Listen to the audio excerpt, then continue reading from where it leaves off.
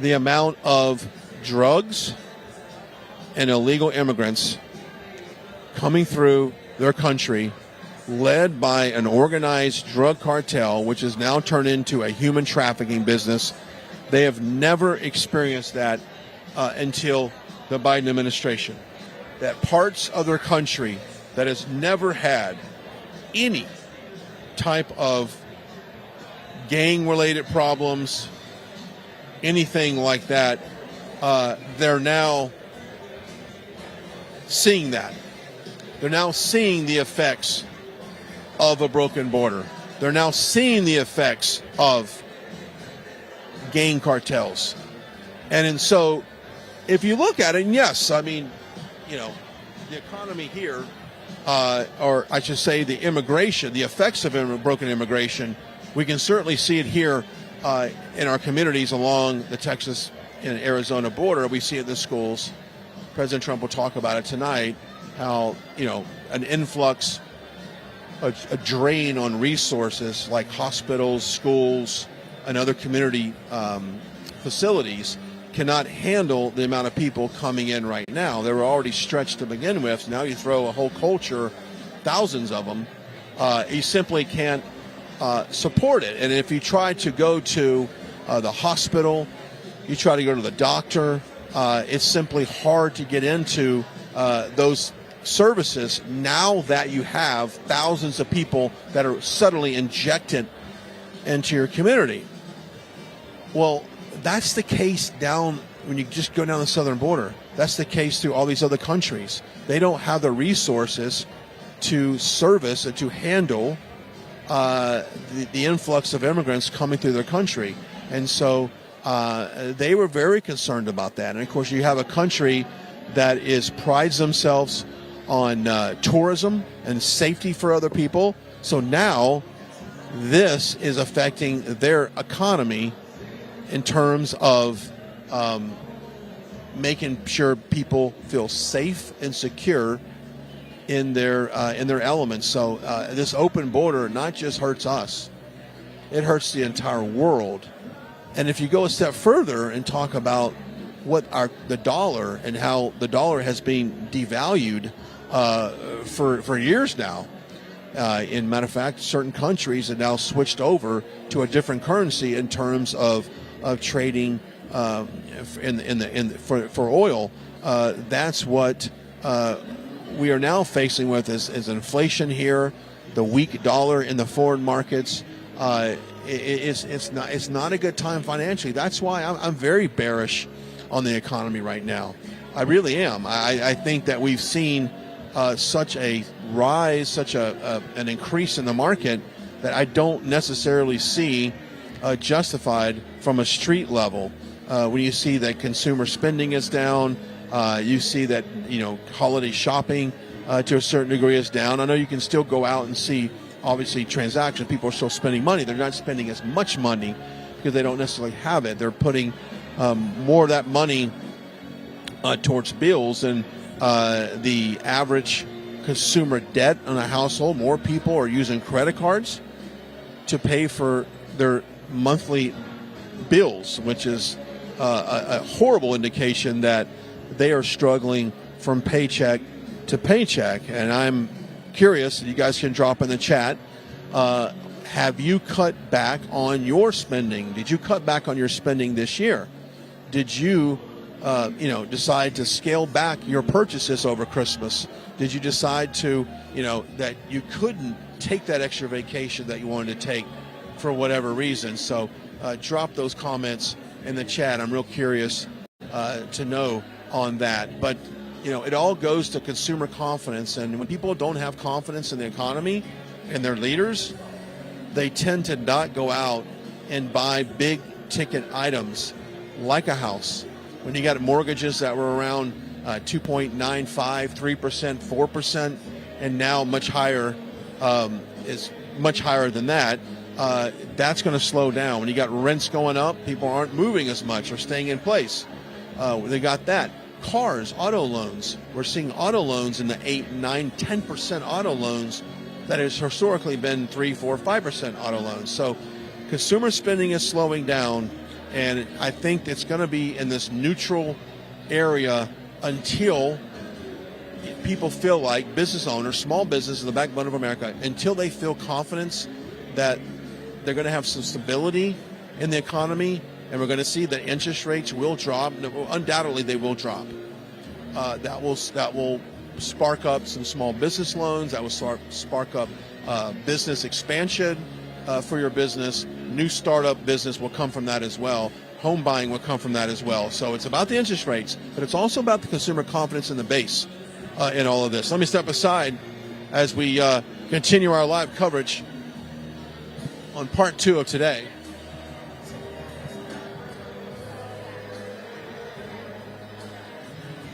Good time to talk about our friends with the Wellness Emergency Kit. Now, this thing is awesome.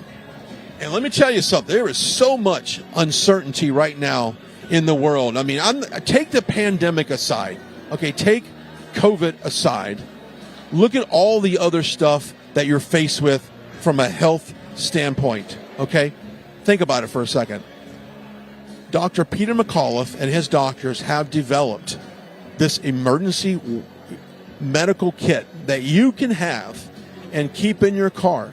You can keep at your house. You can keep in your office. Now, many of you probably have started, stocking up, lack of a better word, of like water, food, things like that, which is very important in case something was to happen. I really feel like an event will happen this year. I don't know what it is, but with the increase in terrorism, which we'll get to in just a second, it's good to have this emergency kit on hand.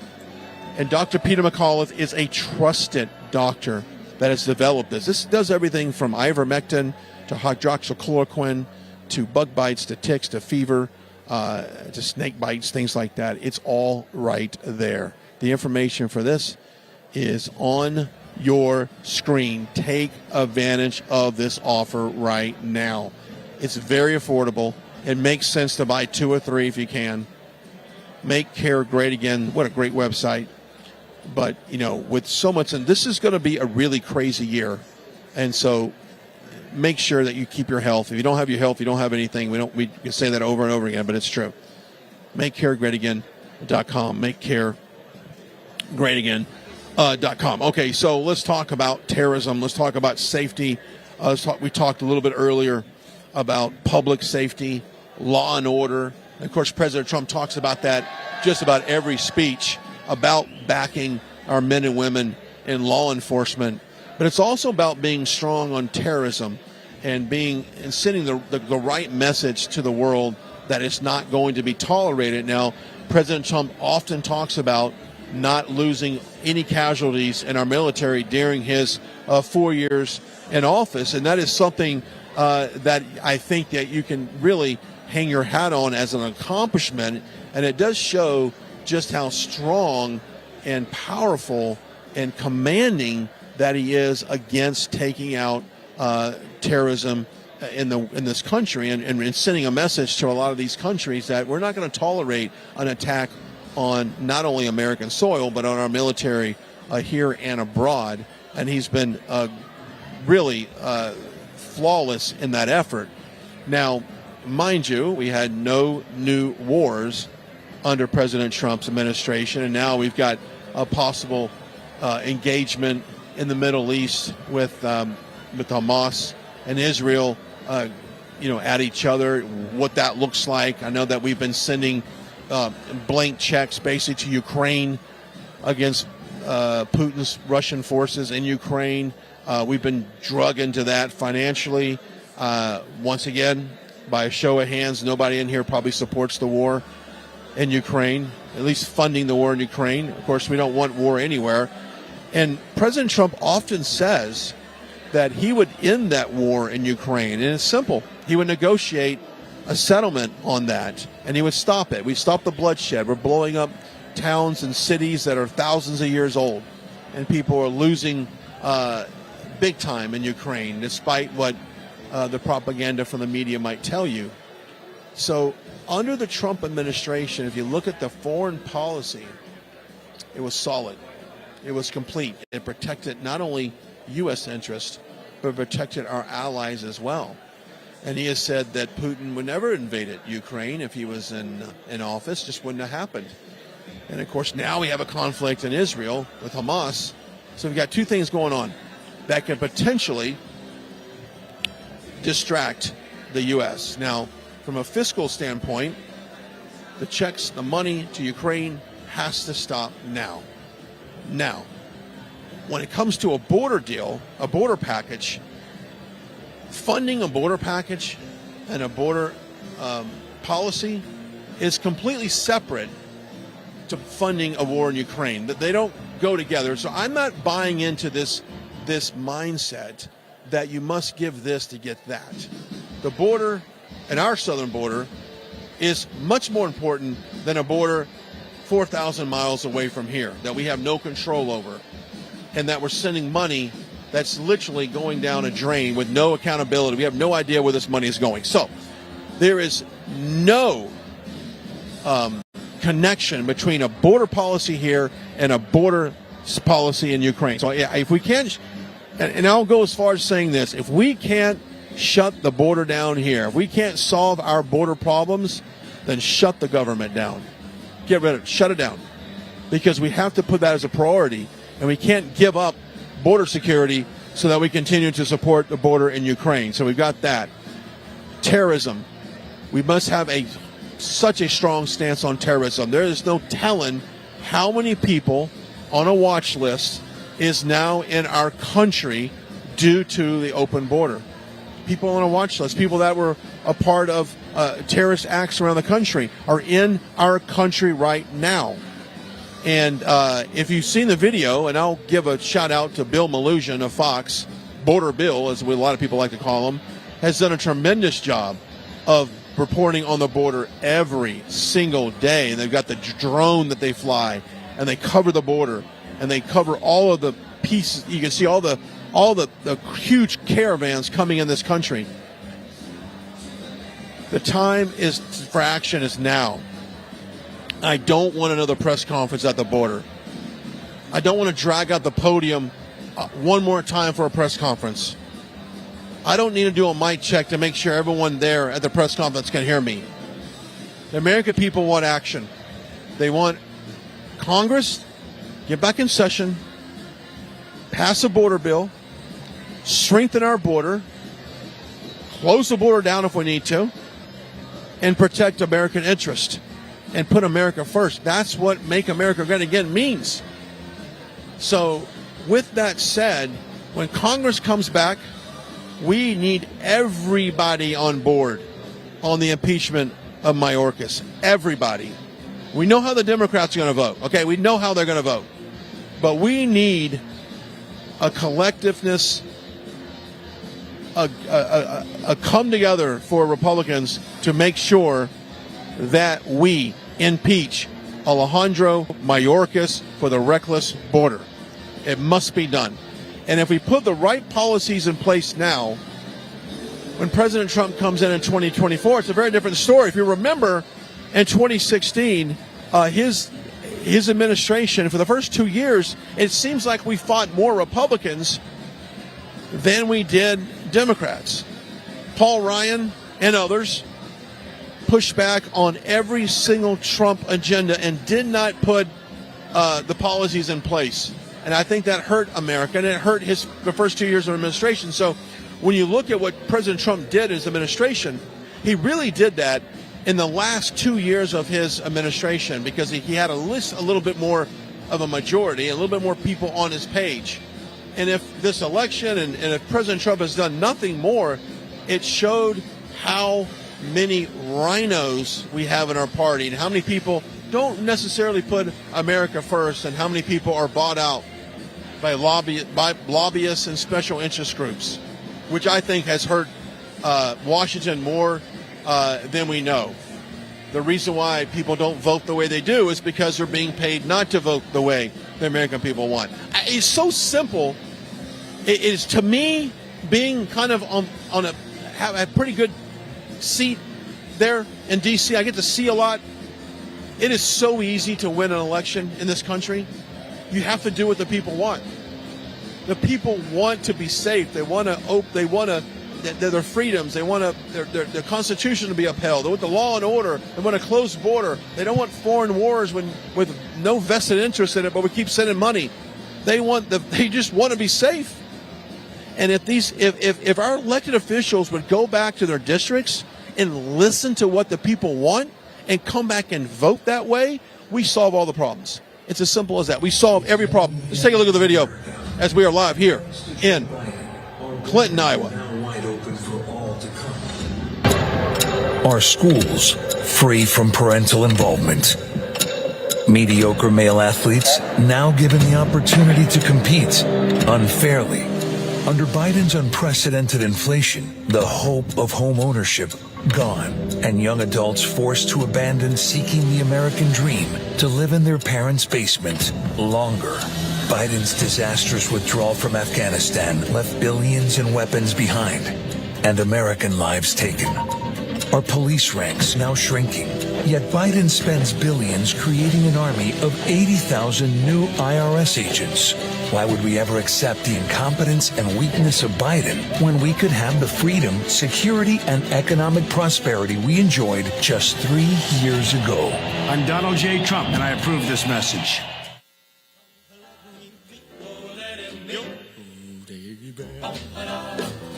I'm here in Clinton, Iowa. If you're just now joining us, it is a packed house here, and they have spontaneously erupted several times in applause to what's been going on. And, of course, this is one of those deals where they love this country, they love the state of Iowa, and they love President Trump, and they're obviously here today to deal with that. I'm going to bring over here in a second. I've got got someone I'm going to bring up right now and introduce you to her.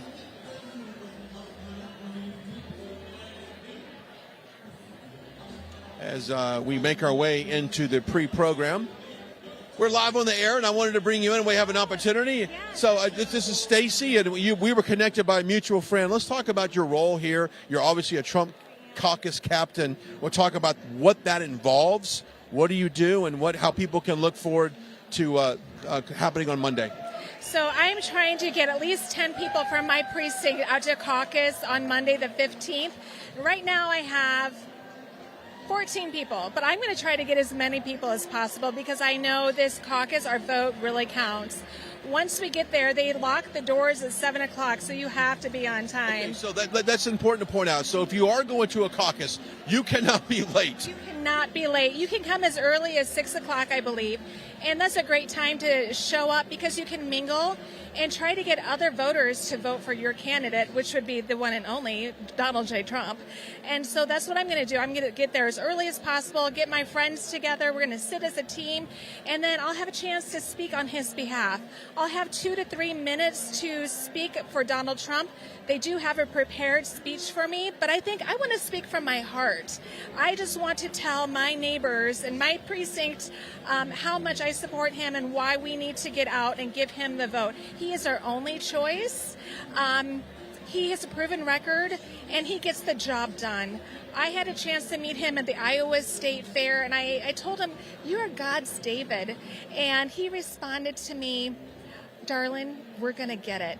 And I believe him when he says that. We are going to turn this nation around, and we're going to get our freedoms restored, and he's the man to do it. Okay, so let's just say when you're at this caucus and you're giving your reasons why someone should vote for him, is there anyone that is in that room that doesn't agree with you? Do you guys have a conversation, or do you have... Yes, we'll have a chance to have a conversation, so I'm going to try to persuade them to vote for Trump. Now, there might be a Nikki supporter out there. She'll have a chance to speak, or whoever. Each candidate will have one speaker, but who knows? They may not have anyone showing up for their candidate. So, but we're coming in full force for Trump, and we are going to be strong and proud for him. And after we get done, we'll have a chance to take a vote on a paper ballot. Those ballots will be counted right in front of us. I'll have a chance to report back to my team. Okay, that's why I'm going to stop you right there. So when you get that total, that's reported where? I'm going to report it back to my regional director, who will report it back to Des Moines. Des Moines offices. So we want to make sure everything's accurate. I'm going to stay and make sure every vote is counted for. There's no miscounting of any sort, and so we're going to make sure this is done fair and simple. It's going to be simple. And Give me a crowd size of a caucus. Is it 10, 20, 30, 50 people? What is the average size for a caucus? Oh, that's a hard question. It's been a while. The last caucus I really went to, I was caucusing for Cruz instead of Trump. But when I saw how Trump really got the job done, I switched, and I'm giving him my full support. But back then, that was 2016, it was a packed room. I would say in my precinct alone, we probably had 100 people. So it's a sizable crowd. But it's going to even be bigger this time around because our nation is at stake. We have to let the people know we want Trump. There's no other choice. We have to make a clear... we just need to be clear. We need to be loud about our decision. We have to let America know we want him and no one else. Okay, so when this starts at 7 o'clock and you guys get together, you have your speeches, you have your discussion back and forth, you do your voting. When do you have the totals of the caucus and who's the... Later on that night, a lot of us in Scott County, Iowa, we're going to go to a local restaurant, a conservative place, where Trump visited earlier this summer. We are going to watch the TV screens and watch the totals come in. It probably won't be till like 10 o'clock at night. That's my guess. Okay, so it takes a couple hours for everything. I guess that's what I was kind of looking for, if it's not instant, obviously. Not instant. No, it's going to take time. And so we're going to have a victory party. All of us on the ground in Scott County, we've been working so hard over the summer, over the fall, and the winter, and we can't wait to see a victory for Trump. Have you seen like your circle of influence, church, school, work, wherever, neighborhood, are more and more people engaged this election cycle? Absolutely, 100%. I go to church over in Moline, Illinois, which is right across the river, but a lot of us live in Iowa. My pastor is on board. We have a lady at my church. She's now a representative for my district, and she's endorsed Trump. She's going to be speaking tonight. Her name is Representative Luana Stoltenberg. I have another friend from church. He has endorsed Trump also. He's running for U.S. Congress. So, yes, the sphere of influence is growing so much. They all support him. America supports him. Iowa supports him. Yeah, I mean, obviously today this place is packed. Yes. And it was no surprise that it would be. This showing today doesn't surprise you at all. Right. I had a friend with me. He couldn't get in right away because he didn't have the right pass. So he was walking around the building. He said the line was so long. He said at least 70% of the people in line were not going to get into this building. Now, when you drive around town, it's ironic that I have not seen any other signs than Trump. We talked about that too. We have not seen one Haley. We have not seen Chris Why do you Christie. think that is? Did they not have a ground game here or what? I don't know. I did see one DeSantis. I admit that. I actually saw more Joe Biden signs around this neighborhood that we just walked through, and I don't know if it was a joke, if someone got punked. There's no people there. There's no protesters. It was just empty signs. So we laughed about it. But honestly, we've only seen Trump signs out and about, one DeSantis sign, but zero Haley, zero Chris Christie, zero Binkley. So no, Trump's got it. I'd like to ask this question. How did you get involved in being politically involved? I mean, a lot of people will they'll go to a rally and they'll enjoy themselves, but really going that extra step and being like a Trump caucus captain, that's like the next step in public service. But what got you involved in politics? Well, it was back in 2020, really, when I saw our medical freedoms being stripped away from us. And I have 2 children, and I don't want them growing up in a world where there's no freedom. So I actually left my job working at my church, which I really loved, and I jumped on a campaign for Senator Jim Carlin. I saw him fighting for our freedoms, and I wanted to be a part of that. So I jumped on his campaign as a regional director with no experience at all, and we rocked it.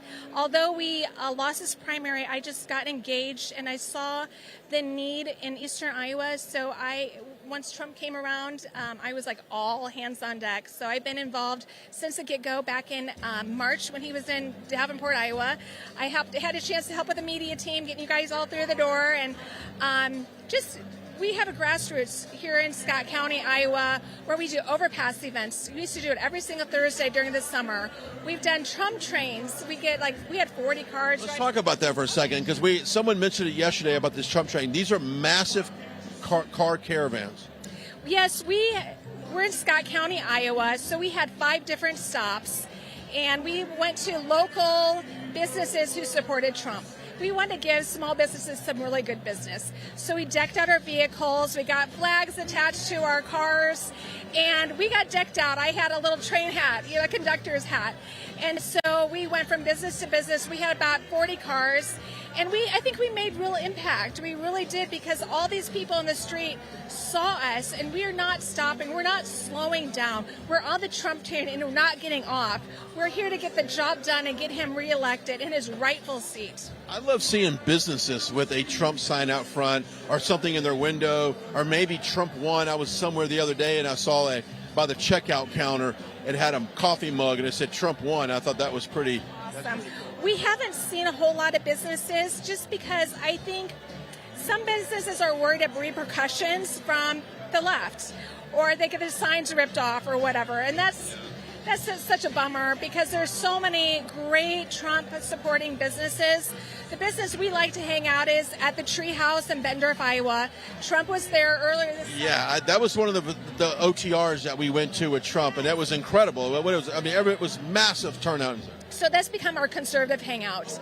Yeah, he signed the ticket. How far is that from here? It's not very far, is it? About 45 minutes. We may go there after the show today, get some pizza. We should do it. We should do it, definitely. They're a great family. They always welcome us. We had a Trump meetup last night. We had about 35 people, and we sat around and talked all things Trump. We talked about the caucus, and we ended our night by getting around the Christmas tree and singing God Bless the USA. And that made such impact, because other patrons in the restaurant got up from their seats, came over to us, and joined in and singing with us. That started a whole conversation about Caucus. So we were able to reach patriots in an unconventional way. That's a great story. I'm glad that you shared that with us today, because it is bringing people together, and it's love of country. And you want your Kim Reynolds. You want your governor to put Iowa first. Everybody that wants their governor to put their state first. You want your president to put this country first. It's just a mindset. And if I've traveled different places, different countries want their president to put their country first. And so I think bringing people on board on an America First mindset seems like it would be an easy thing to do. Right. That's what Caucus is all about, too. It's about community. It's about your neighborhood. It's about your friends and family right there in your local precinct. And it's about community. So I love that so much. It is so important to put American first. Americans, we need to be first, and our voice needs to be heard. So we're going to get it done. Just like Trump told me, darling, we're going to get it done. Darling, we're going to get it done. Okay, so just to recap, if someone needs to find out where they go to Caucus, I know they got ia.donaldjtrump.com, but is there any other website? It's like an Iowa GOP website. I would have to double check, but it's really easy to find. You just kind of plug in your address. You find out what precinct you're in, and it tells you right there where you go. I'm meeting at a middle school in the music classroom. It's very clear, very easy instructions. So, okay, one final question, because I know we've had some confusion on this. Can someone switch parties to vote for? Because I saw some narrative where they were wanting. Let's get you right over here, so we're sliding over a little bit. They were wanting people to switch from Democrat to caucus for Haley and then switch back for Democrat. I don't think you can do that. I don't think you can, but I'm not the right person to ask that. But I can tell you this is a real interesting fact. I have a 17-year-old daughter who was able to vote in the caucus this year because she will be 18 by the general election. So she's very unique in getting to vote early at age 17. So she'll be coming with me, and she's going to be voting for Trump 100%. That's great. Here we go. Let's start the program. Thank you so much, Stacey. Appreciate your time. Hoffman.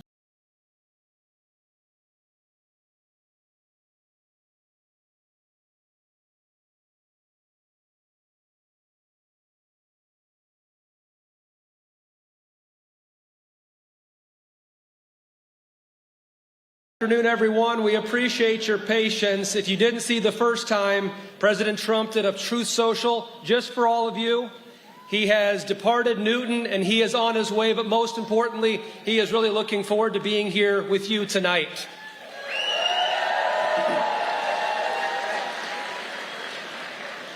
While we're waiting, I've got a couple questions that I want to ask all of you. Who's ready to see Donald J. Trump? ready to send Donald J. Trump back to the White House. And now for a serious question. Raise your hand if on January 15th, this will be the first time that you will have ever caucused. Raise your hands, please. Keep them raised. I want everybody in the media to take a look at that. Nearly a quarter of our crowd has never caucused before. That is an expansion of the electorate that nobody but President Trump can do. For all those first-time caucus goers, let's give them a round of applause.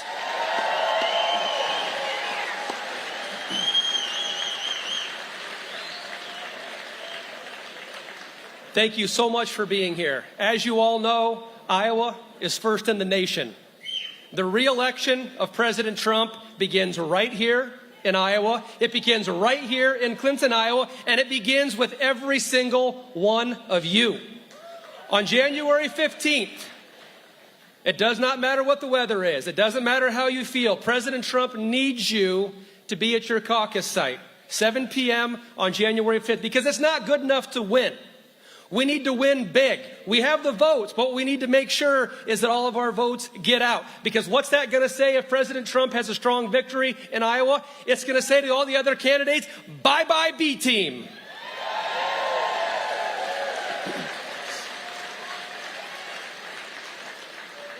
Let's think back to what we had with President Trump. What kind of a world did we have? We had closed borders. We were respected abroad. And what do we have now? A mumbling, fumbling, stumbling moron in the White House.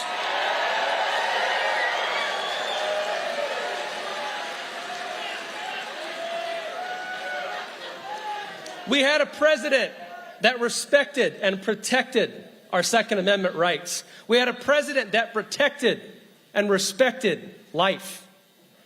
What we're going to do when President Trump comes back, we're going to send a message to the woke left. And I am so excited to deliver that message to the woke left. And that message is common sense is coming in and woke bullshit is going out.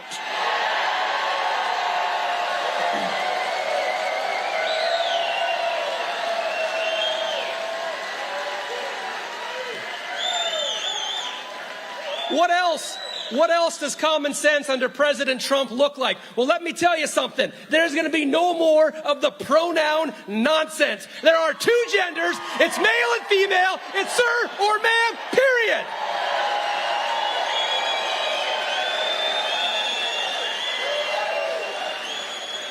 What else does common sense under President Trump looks like? What that means is we stand for our national anthem. Because what does it mean when you kneel for the national anthem? Kneeling for the national anthem does not make you brave. It makes you a disrespectful little shit.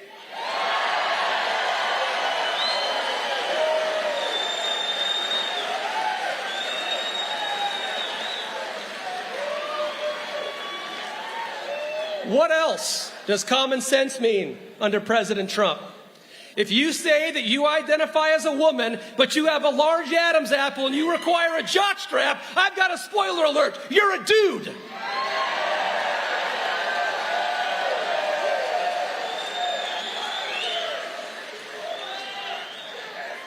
And by the way, if you fit under that category, if you're a biological male, I've got a strong message for you. Stay the hell out of female sports.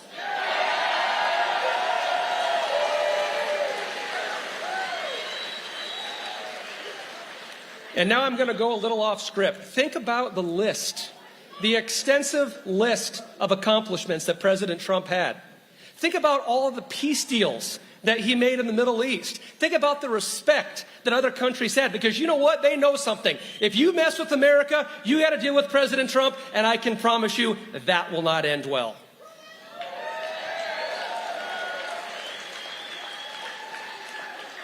So, with no further ado, I want to thank you all for being here. Thank you all for your patience. President Trump, you mean so much to him that he did a Truth Social just for all of you. Thank you for waiting. He's coming as soon as he can. And pretty soon, we're going to see Donald J. Trump.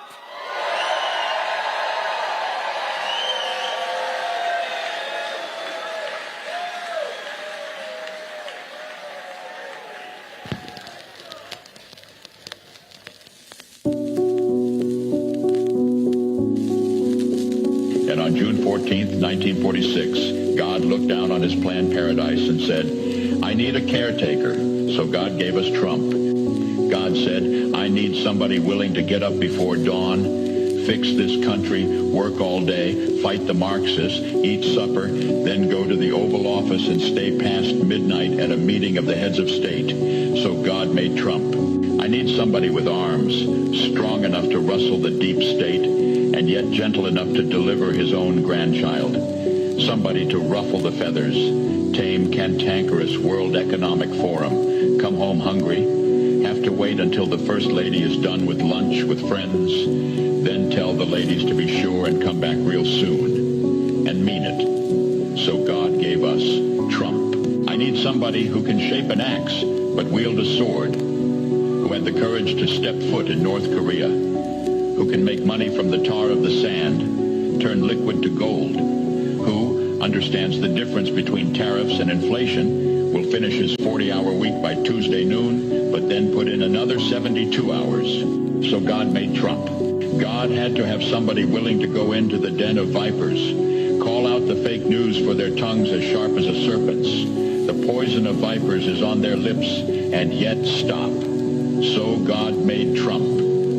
God said, I need somebody who will be strong and courageous, who will not be afraid or terrified of the wolves when they attack, a man who cares for the flock, a shepherd to mankind who won't ever leave nor forsake them. I need the most diligent worker to follow the path and remain strong in faith and know the belief of God and country, somebody who's willing to drill, bring back manufacturing and American jobs, farm the lands, secure our borders, build our military, fight the system all day, and finish a hard week's work by attending church on Sunday. And then his oldest son turns and says, Dad, let's make America great again. Dad, let's build back a country to be the envy of the world again. So God made Trump.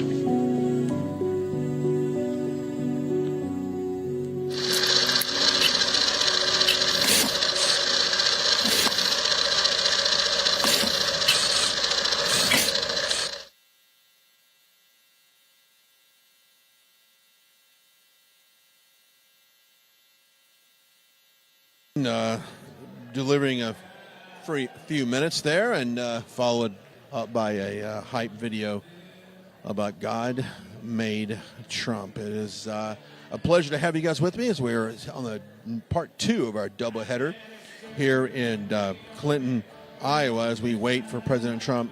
I would imagine with some of the travel delays that we could be experiencing in this area due to the weather and just it takes a little bit more time to get around when you have the streets might be a little bit slicker than normal. So we've got a slight delay in him walking out here. But there was no delay in these people getting in at all because of the amount of people that have showed up today. It's an incredible turnout. I'll have, if you're just now joining, get out of the way so maybe Miles can show a little bit of the picture, the people here. Huge crowd gathered in this auditorium, and as you can see, everyone's very much enthusiastic for President Trump. They have been out here for hours, and to give you an idea on the temperature right now, we're at 31 degrees with flurries. Okay, so 31 degrees with light snow, and people were lined up literally down a community, down a neighborhood to get in here to do what you're looking at right now. So the commitment obviously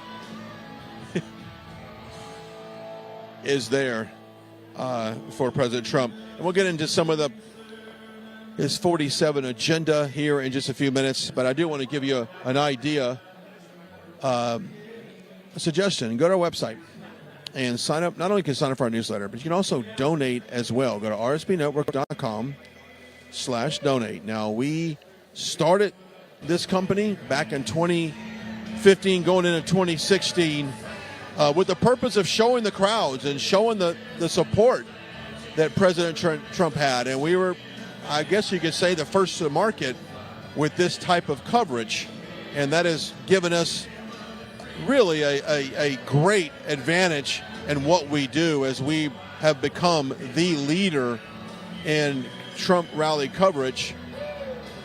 And really, it's by doing something as simple as showing the crowd and showing you at home what it's like to be here at a Trump rally, and to show the support that the American people have for President Trump. It's as simple as that. And so that's why we have able, over the course of several years, to build out such a following, and we certainly appreciate it. But we appreciate it if you go to our website, donate. You can do a one-time donation. You can do a reoccurring donation as well. Go to rsbnetwork.com/donate, rsbnetwork.com/donate. Now, I think what we've seen this political year is the fact that what Trump did was so monumental in American politics, and the 2016 election really exposed so much of what the American people thought of Washington and they thought of D.C., and it exposed a lot of the problems that we would never, ever imagined if he was not in office. And, we also heard the term, deep state. And what did the word deep state really mean? Like, what does it mean to say the deep state? And President Trump, through his administration, was able to reveal a lot of the deep state, a lot of the corruption inside our governmental agencies. And he was able to kind of show the American people what really went on in Washington, how policy was really made in Washington, and also was able to show some of the unloyal Republicans in our party that weren't really for the American people. And we've seen retirements, we've seen people get primaried, we've seen people basically quit, if you will. We got see people even get voted out.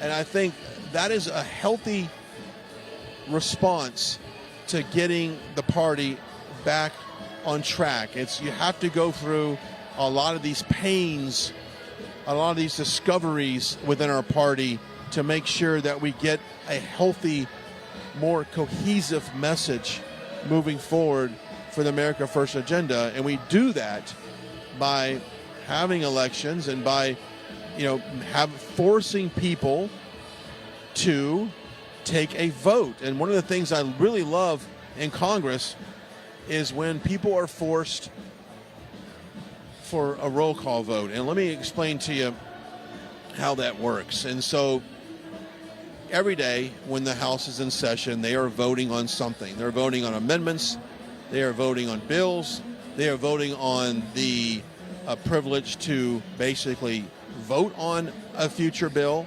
Okay, there's always accountability there. Well, if they do kind of a verbal vote on stuff, it doesn't necessarily force people to put their name on a certain vote and really go out there and publicly support it. So when you force a roll call vote, you're making people take their voting card, go down into a machine on the House floor, and vote for a bill that goes on record that you voted for. And by doing that, and by doing that just simple task of going on record on an issue, allows the American people to see exactly what and how their elected official votes. So, for instance, on the impeachment inquiry that we just had this last session, it forces people to publicly go on record as if are they for an inquiry for impeachment, not necessarily the impeachment itself, but for the inquiry, the simple thought of thinking about bringing up an article of an impeachment or looking into it. And you would be very surprised of how many Republicans simply cannot get on board on just an inquiry to the impeachment of Joe Biden, despite the mountainous amounts of evidence that we have to link Joe Biden, Hunter Biden, the Biden crime family, to all of the corruption in various countries and various foreign entities, okay? So we have the evidence for that. So when that's presented to the conference, and I'm assuming that each member of the Republican Party in Congress has the ability to have the opportunity to see that evidence for themselves, not necessarily through a committee, but through floor speeches and other modern, and social media. So when Republicans that are faced with that evidence still can't vote for an impeachment inquiry, that is actually a very healthy thing that we need to see. We need to know exactly who within our party has some certain amount of restraint of going forward on impeachment. So with Mayorkas coming up this Tuesday, and I anticipate Tuesday being perhaps the first step in articles of impeachment on Mayorkas, it's going to be very, very interesting to see how many Republicans, despite all of the evidence you have on Mayorkas, all of the border discrepancies, I mean, he's still sitting up there in front of committees saying that the border is secure, despite having historic numbers of gotaways, historic numbers of people coming into this country, and also seeing what's happening in cities around the country that are receiving these immigrants on the street. So despite seeing all of that, it's going to be very interesting to see if any Republicans aren't still there on the impeachment process for Mayorkas. Now, obviously, I expect a full support on Democrats to push back on that, and obviously they won't, I would imagine, any of the Democrats, unless some of these Democrats are in these districts that are on the border, and they have been greatly affected by these by immigration. So maybe you might have one or two Texas Democrats that might see value in impeachment of Mayorkas, but they know back in their districts, people want accountability for that. So even as a Democrat, they can at least go back to their constituents and say, look, I know the problem that we're having on the border, and I'm doing my best to address it. So I perhaps we can get a couple of Democrats on that, but it should be a no-brainer for Republicans. Now, you switch over to on the president's side for Biden. Of course, we got the SARS reports, the suspicious activity reports that the Department of Treasury has provided to select members in Congress to review, and it shows bank records.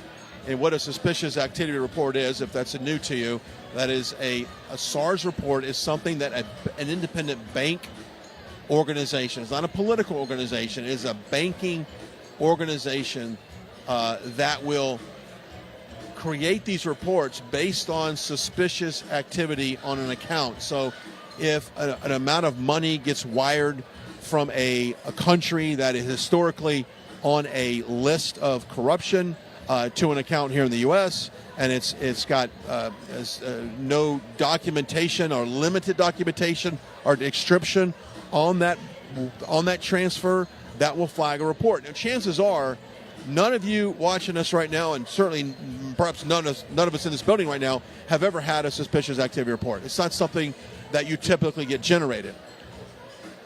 But Hunter Biden, Joe Biden, the Biden crime family has had thousands of suspicious activity reports generated by dozens of banks. Now, these banks have come forward and said, hey, we've got these reports. We think you should look into it. Now, what's going to anger you is this just hadn't been going on for the last 3 years. This is something that's been going on for years. Even under the Trump administration, this type of criminal activity has been going on, and people in positions of power have not alerted anyone on this. So that's why it remained silent and no one knew about it. So this type of activity has been going on for quite some time. So you got the SARS reports, right? You got the other shell companies, the LLCs that were being created that the money was flowing through. So what they would happen is a shell company would be created, money would pass through the shell company, get dispersed amongst Biden family members, and then the shell company would then close up and a new one would open up. So that is something that, once again, viewers at home, people here tonight, aren't in the business of creating dozens of shell companies to funnel money into them to go into their grandkids, and then quickly the LLC is dissolved and another one created. That is not something that's normal. That is called money laundering. That is what that is. And with all this evidence that they have, and Jamie Comer and Minority Leader Jamie Raskin both sit on that committee, have seen the evidence, and they have been in a position to get that information out. So I expect that conference members, given the information that's out there, given the opportunity to act what the base wants accountability to all of this. And it seems like we've seen kind of a lopsided justice system here. And as far as going after President Trump for various criminal activity, and of course we can go talk about the case against Mar-a-Lago, and of course now the judge she's asking $370+ million in that case. It's ridiculous. The base wants accountability, and I think that an impeachment, articles of impeachment on Joe Biden, which have been filed on his first day in office. Marjorie Taylor Greene did that on his first day in office and did it again in this latest session of Congress. We need to see more support on that. So if you see House Republicans not getting behind these articles, either Mayorkas or anybody else, they need to really think hard when it comes up in the next election series, because their constituents, I can guarantee you, in their districts are wanting accountability. And if they're not willing to give it to them, we need to find somebody else in office. I'll step aside. Quick check of the time here as we make our way. It is 5:27 here in Clinton, Iowa, as we had one speaker earlier kind of make our way into the pre-program here that was scheduled to start. And normally they'll have about 5 or 6 speakers on the pre-program, so I do anticipate we have a few more coming up as well. I just saw Bobby Kaufman walk by here in front of us, and after giving that kind of a spirited message about kids and gender. And I'll say that, at rallies, whenever President Trump does mention anything related to children, schools, curriculum, that overwhelmingly gets a huge applause. So if you look about what is concerning to the base wants the family values of as far as protecting our kids, not only at home but in school.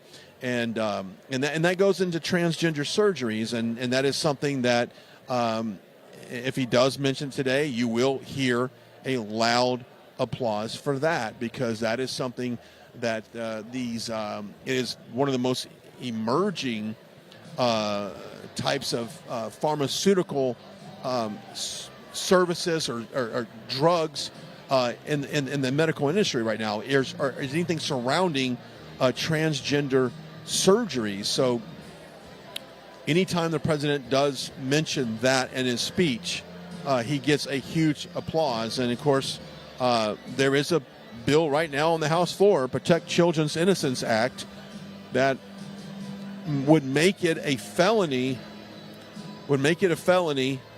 to perform a transitioning surgery on a minor. That would be someone under the age of 18. And if you're someone that's 18 and older and you want to transition, good luck.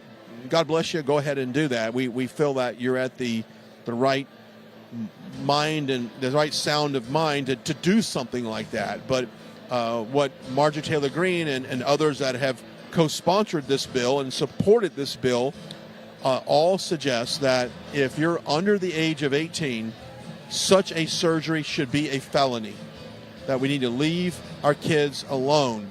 And I'm hoping that tonight, if President Trump does mention that, you'll see exactly what I'm talking about as far as the applause he gets from you. Okay, let's talk a little bit about, how you doing? Good to see you. Let's talk a little about the Chinese spy balloon. And remember that floated across this country, and we were told that it's nothing. It's just a weather balloon. It's just floating across the country over several days, and we finally shot it down off the coast of South Carolina. And we just shot it down because we didn't want any of the debris to fall and hurt innocent people on the ground. And that it's just a Chinese weather balloon. They're not gathering any data. Well, we all knew that was a bunch of crap at the time. And then once reports came out and more information came out on it and more data came on it and more intel came on it, we did understand that that was a bunch of crap, that they were purposely floating that Chinese spy balloon over specific areas in our country and were mapping out military property, land in our country. And that software, that information, was going directly to the Chinese government in real time. And we have proof that that happened. But yet, our administration has been playing footsies with China for way too long. And this goes back on Joe Biden. This is not something that happened in the last 3 years. He's been doing this for years. And the fact that our administration stayed there and continued to lie to us about the Chinese spy balloon is incredible. And you know what? I would be willing to bet that we have had those spy balloons across our country numerous times over the last decade probably, and we never knew anything about it. Now, some people will say that these balloons fly at an altitude and the size are so small that particular radars cannot pick those up. And I've had people tell me that we have technology that can detect such a small object at a certain altitude. So there's a little conflicting information there. But needless to say, it took some random guy on the ground looking up in the Pacific Northwest and going, what the heck is that in the sky? And then people started to see it on the ground. So the people alerted the authorities of this Chinese spy balloon. It wasn't a proactive thing. We didn't have our government come out and tell us, hey, we discovered this Chinese spy balloon. We need to do something about it. It was the people. So if the people wouldn't have spoke up, there's no telling how many times that balloon would have floated across this country and collected more data. We are in a war, a cyber war, an information war with China, without a doubt. This is an information war, period, between the mainstream media, conservative outlets, the truth, perceived truth. You got the truth. You have people think that's true to them. This is absolutely an information war. And it's funny, when you look at Alex Jones, he was right. This is an information war on getting this stuff out to the people. And it's interesting because when the Epstein list came out, if you notice that the headlines on a lot of media outlets said Clinton, Trump mentioned an Epstein release, list of Epstein release, mentioned.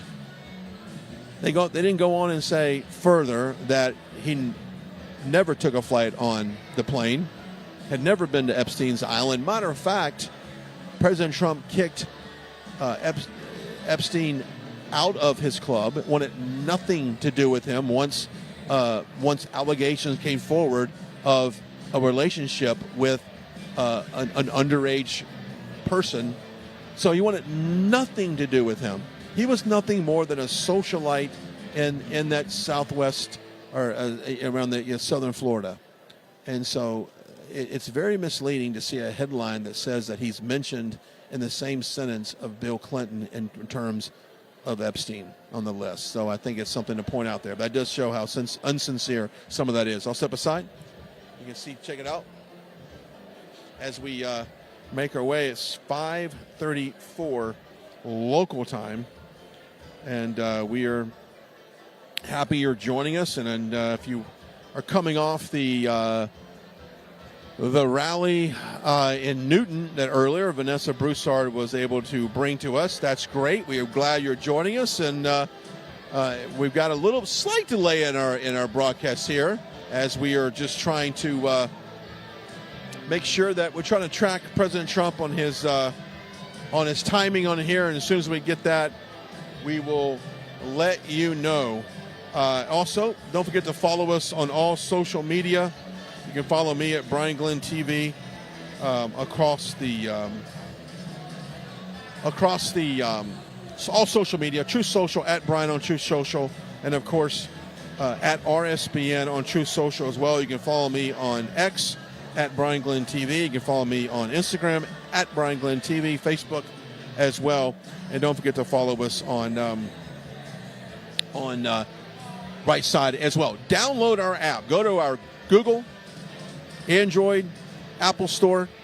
Download the app. It's absolutely free. That is probably one of the best ways to stay in touch with what we do here at Right Side. We'll get push alerts on when we go live on these rallies. We'll get push alerts when news articles come out. You'll get all of that. You'll be able to stay informed on all things Trump as we go into 2024. And if you want to look at the headlines, as far as the polling goes for President Trump, we have had monstrous polling numbers in favor of President Trump, not only head-to-head with Joe Biden, but on the primary as well. And we've seen certain states, he's had a 45, even a 50-point lead. I think in Nevada, he's got maybe a 70-point lead, if not more, in that primary. But even head-to-head, that's one of the most important stats to take a look at right now, because that is what it's the most important one, because that is what it's going to take to win in 2024 is, can you beat Joe Biden? Who has the most likelihood to hand Joe Biden a defeat in 24? And it looks like head-to-head, that is clearly President Trump based upon the polling. Now we look at the policies to back it up that he had in 2016. It's interesting to note the reason why President Trump has chose not to do these debates is he feels like, you know what, the base already knows who he is. They know about his policies. They lived his policies. They experienced his policies, and there's nothing more he has to prove on that.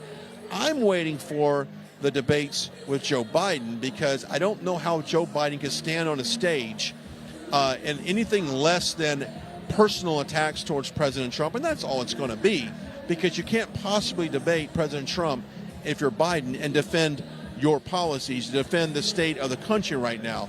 It is virtually impossible. And this whole line that I think 2016 wants their line back, as far as saying that the threat to democracy is on the ballot and all of this, that is complete garbage. I don't think the American people will believe that any longer. I think they see right through that fake line, and what is on the ballot is the future of America is on the ballot, and America's sovereignty, and of course putting America first, not only economically, but as far as militarily, our southern border, our foreign policy, culturally putting us first. There's nothing wrong with that. So I'm looking forward to the head-to-head debates between Joe Biden and President Trump. Now, I said this before, and we could take a minute to talk about this as well, is I'm not necessarily convinced that it will be Joe Biden. I'm hoping in terms of a head-to-head matchup that it is Joe Biden, because I think we can easily crush him based upon his performance the last 3-4 years. But if you're a Democrat, and we'll just put on our Democrat, we'll just do a fantasy politics here for a second. If you're a Democrat, I don't think you want Joe Biden to be your nominee because he is so bad. I think you roll out somebody. I've often said Gavin Newsom. I feel like he might be a potential candidate for the Democrats, and President Trump has talked about it before, that I think even going head-to-head with Gavin Newsom should be relatively an easy thing to do because of his track record in California and the amount of people that are leaving the state. Yes, California has a massive GDP. It is probably if it was a country, it'd probably be the fifth or sixth largest GDP in the world. So yes, it's massive, but along with that comes a laundry list of problems, cultural problems, social problems, financial problems in that state. So I don't necessarily think going up against Gavin Newsom is a bad thing. I think he's very beatable head-to-head with Trump.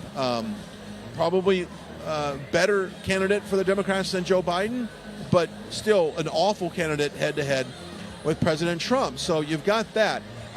People need to stop with the Michelle Obama theories that she's going to come out in the third quarter and all of a sudden make a surprise appearance at the Democrat convention and say, I'm running, hello. That's not going to happen either. Now, there's a lot of legality to this nomination process for the Democrats, but when do they ever follow their own regulations? We saw what they did with the super delegates with Clinton and Bernie Sanders and back in that race, and they'll do what they want. They'll absolutely do what they want. So if it goes against even their regulations and their party, so in their selection process, that doesn't matter. They'll do what they want. So I don't anticipate a switch to Joe, but when you go from having 81 million votes, or supposedly 81 million votes, to go to having the lowest approval rating in recent presidential history, 81 million votes, lowest presidential rating, lowest approval rate in presidential history, that in between there, what the hell happened in those 3 years? So I don't know if that continues. Now, if his approval rating keeps to drop, maybe it becomes desperation, they have to do something. But I'm hoping they keep him in, because I want to see the debates, and I want to see the American people see President Biden be completely exposed for what he is, and he is a fraud. He is a puppet of China, and we have the proof to prove how our country is less secure, our borders are less safe, our dollar is less valuable, our military is less strong as it have ever been, and that's through a lot of the cultural shift and the mindset in our military that has come from a Biden administration. So once we start to look at everything head to head, I think the picture will be crystal clear on that. Let me step aside again. If you're just now joining us, welcome. We appreciate you dipping in here on this Saturday as we make our way to tonight. And also want to remind you to go check out our friends over at, well, you got it, the Birch Gold Group. We talk about the economy all the time. We talk about the uncertainty of the dollar. We talk about we don't know what this market's going to do. Now, historically, if you look at the run that we've gone on, we've seen the market absolutely skyrocket, but there has to be a pullback at some point. And when that happens, you want to be on the right side of the ball.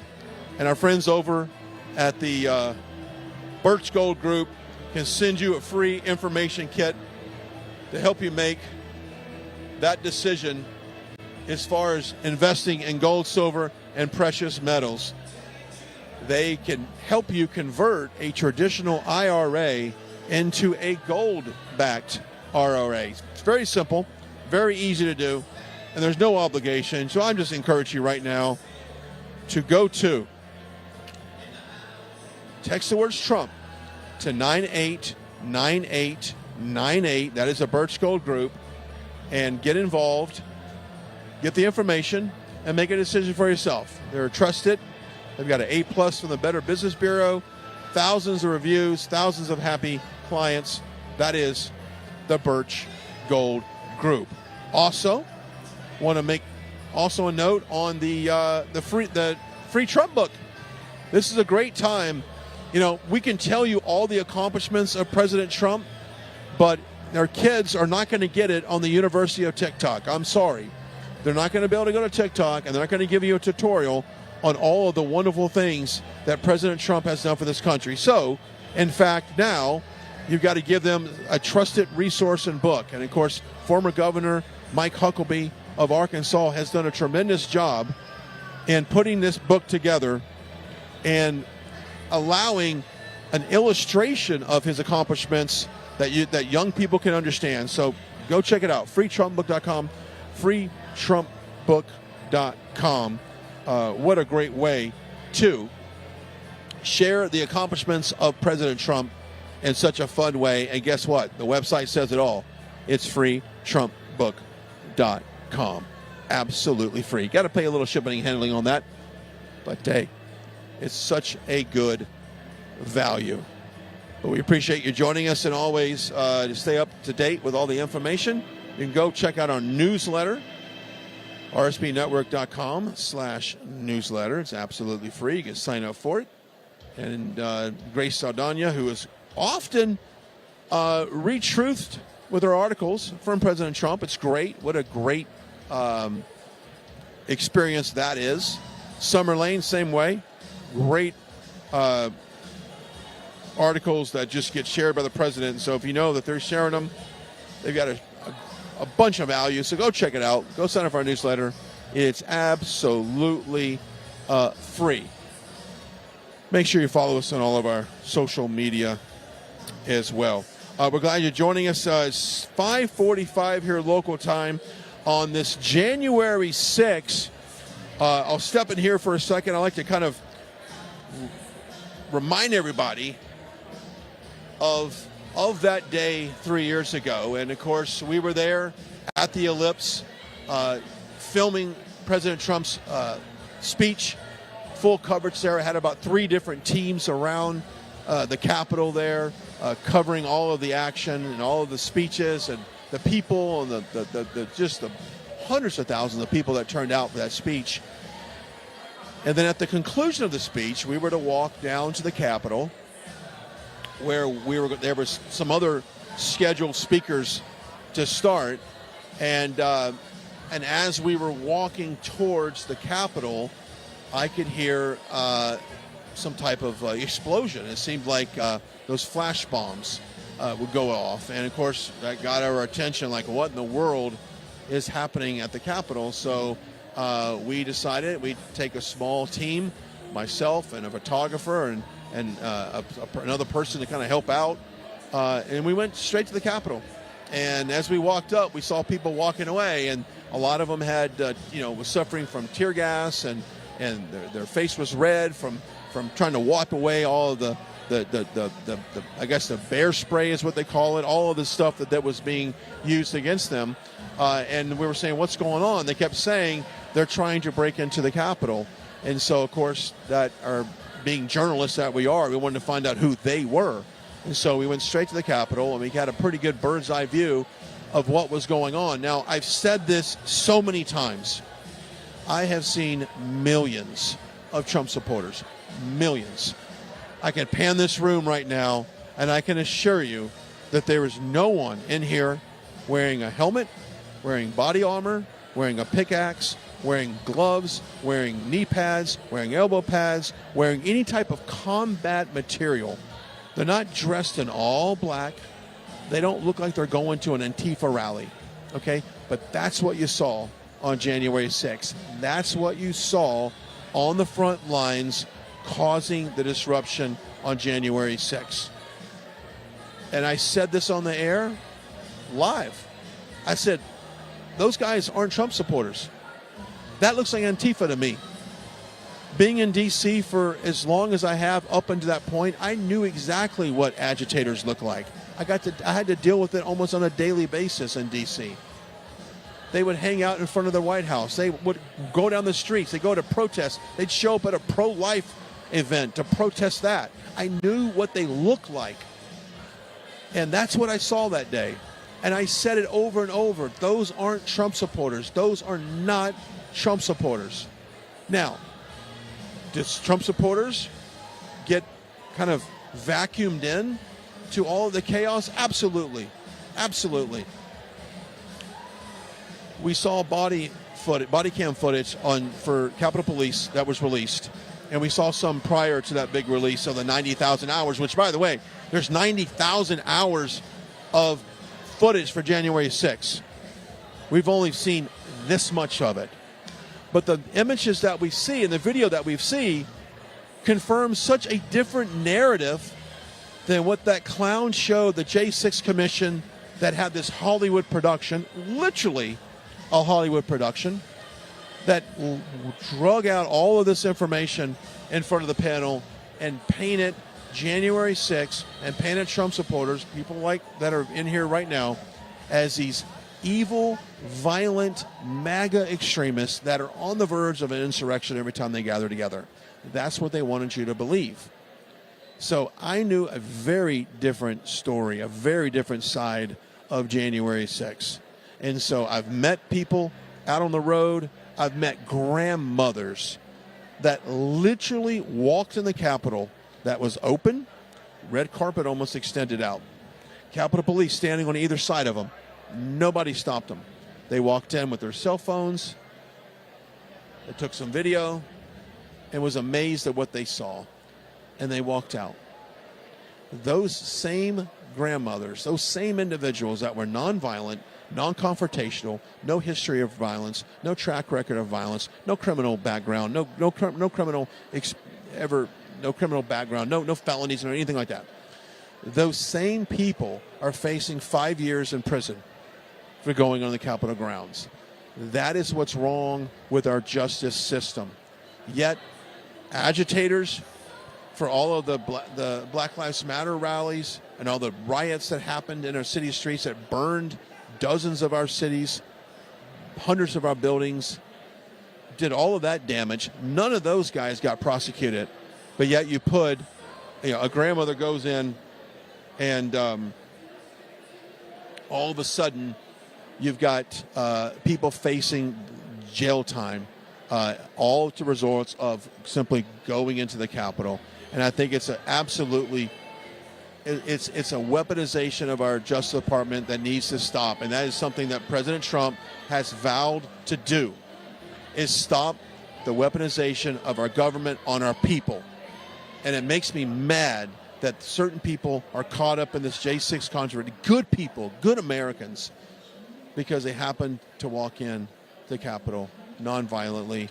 Meanwhile, the agitators go unprosecuted on other crimes. Now, I'll say this. If you engage with the police either outside the Capitol at the fencing area, if you got violent with them and you were either, you physical with them, yes, you need to be punished for that. That is breaking the law. That is assaulting a police officer. And by all means, we respect our police officers. We respect law and order. But those that walked in the Capitol with the doors wide open, took some selfies and walked out, those people should not suffer any more political punishment or criminal punishment due to those actions. It's wrong. And so as we sit 3 years later on January 6th, I just ask you to not only pray for people that are in custody right now that have never even had a trial date. They've been in custody for that long. Pray for their safety, pray for their freedom, and pray for those that are wrongfully being attacked. Let me step aside. I think the pre-program is about to start here in Clinton, Iowa. Stand by for that. Ladies and gentlemen, please welcome to the stage Pastor Darren Sturtz to lead us in today's invocation.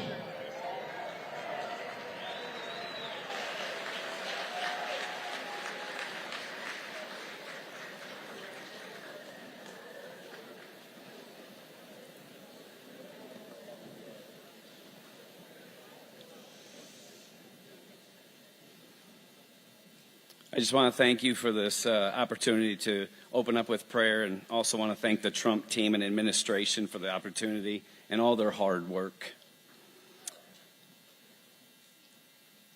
Lord, I thank you, Jesus, for your word and your Holy Spirit to help lead us to fulfill what you have created us to do in this time. Thank you for making all of this possible, for opening up doors for your kingdom to be made manifest. Lord Jesus, you say in Isaiah, you brought the government down upon your shoulders, and you said in Romans 13 that you appoint the leaders. Thank you for this next administration coming. Jesus, I pray favor over President Trump to be the trumpet and also be the wrecking ball to dismantle the corrupt government, expose the lies, and let transparency reign. Restore the infrastructure of your nation, Lord. Lord Jesus, we ask that wisdom and godly counsel shall come forth for President Trump and his team. We bless them to receive divine strategies and inspired ideas to get around the obstacles that will enable them to govern the people with righteousness, equity, justice, in Jesus' name. We call all things into divine order and subject to the lordship of Jesus Christ, to let there be a release of the fear of the Lord, light and truth over our nation. To rebuild the foundation of America for your glory, Lord Jesus, release new strategic planning upon President Trump and his advisors. We are calling in those that fear the Lord to take their place around President Trump. It's time for the people to stand for truth and righteousness. Let your freedom reign, Lord. Let justice and righteousness prevail. Lord Jesus, be the voice that influences President Trump with every move he makes. I pray that his character and integrity will be aligned with yours, Jesus. Thank you, Lord Jesus, for the fulfillment of your word over the nation and this next administration. I thank you for your protection and wisdom and kingdom health for President Trump, his family, and his advisors. In Jesus' holy name, I pray all of this in the name of Jesus, and the name that's above every other name. Amen.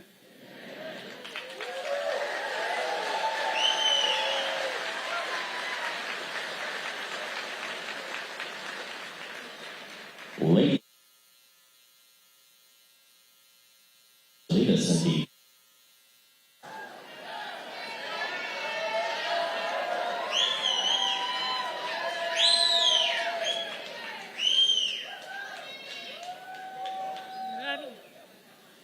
I pledge allegiance to the flag of the United States of America and to the republic for which it stands, one nation, under God, indivisible, with liberty and justice for all.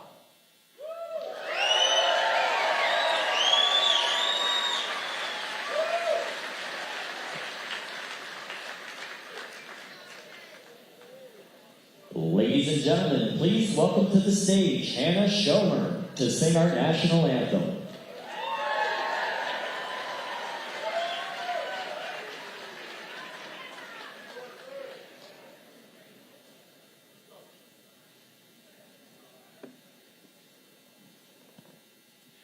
Oh, say, can you see by the dawn's early light what so proudly we hailed at the twilight's last gleaming, whose broad stripes and bright stars through the perilous fight o'er the ramparts we watched were so gallantly streaming, and the rockets' red glare, the bombs bursting in air, gave proof through the night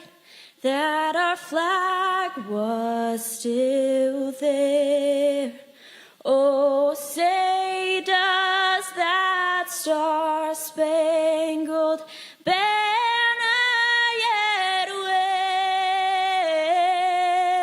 wave o'er the land of the free and the home of the brave?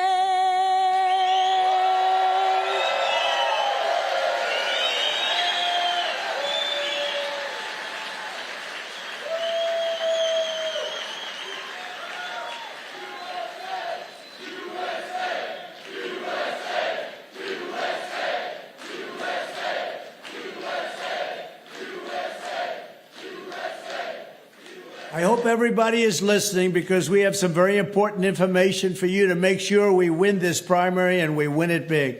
It all starts right here in Iowa with the first in the nation caucuses that I was able to give to Iowa. I controlled it and I gave it, just as I said I would. The outcome in this state will send a message to the entire country and, in fact, the entire world. So please listen very carefully to these simple steps you need to take to vote in the Iowa caucuses on Monday, January 15th, 2024. That's Martin Luther King Day, January 15th, 2024. Together we're going to make history, but you have to show up and you have to follow these instructions. Thank you all, and let's go and make America great again. We're going to do it. We're going to make it greater than ever before.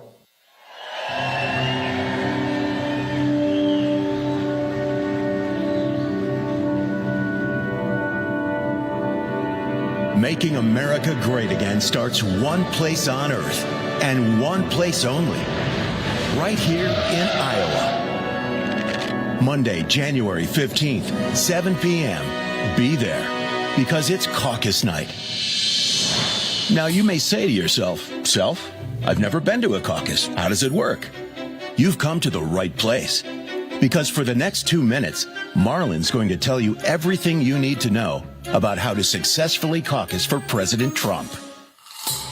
Caucusing is super easy. Before we get going, let's make sure you are eligible to caucus. Time to check with the lawyers. For that, here's Margot from the law firm of Dewey, and Chittister. To vote at a caucus, you must be at least 18 years old. But here's the kicker. That's 18 by November 5th of 2024, Election Day. Okay, so now you know you're eligible to vote in the Iowa caucus. Woohoo! How simple is it to caucus? As simple as this. Wait, that's the wrong one. As simple as this. 3 easy steps. Step 1, make sure you're eligible. Done. Okay, step 2, do you know where your caucus location is? Now be careful, the correct answer isn't necessarily your regular voting location. I'm throwing you a lifeline here. You can easily find your caucus location and lots of other information by going to ia.donaldjtrump.com. Now, a quick time management lesson. It's Monday, January 15th, Caucus Day. You wake up at 5 a.m. because you are so excited to caucus for President Trump. So what time should you get to your caucus location? Aren't you the go-getter? You don't need to be to your caucus location until 6 p.m., so no excuses for being late. And finally, step 3, register once you get to your caucus.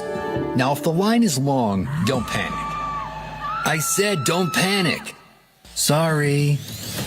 The lines move very quickly, and once you're in line, you can't be turned away, so hang in there. Okay, starting exactly at 7 p.m., it's time for democracy to begin. First, you will hear a few brief speeches. Then paper ballots for voting will be distributed, collected, and counted, all in front of you. Easy peasy. And that's the first step to making President Trump our next president and making America great again.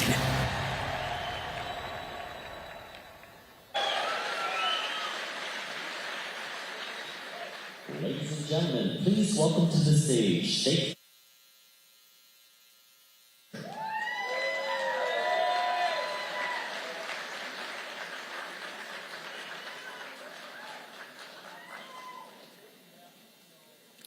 Good evening, everyone. Are you guys excited to see President Trump? Yes, so am I. There's one little thing I have to do before I start. We have a very special person in our audience today. Her name is Jerry, and she's 93 years old today. So can we say happy birthday, Jerry? She's right here. Woo-hoo.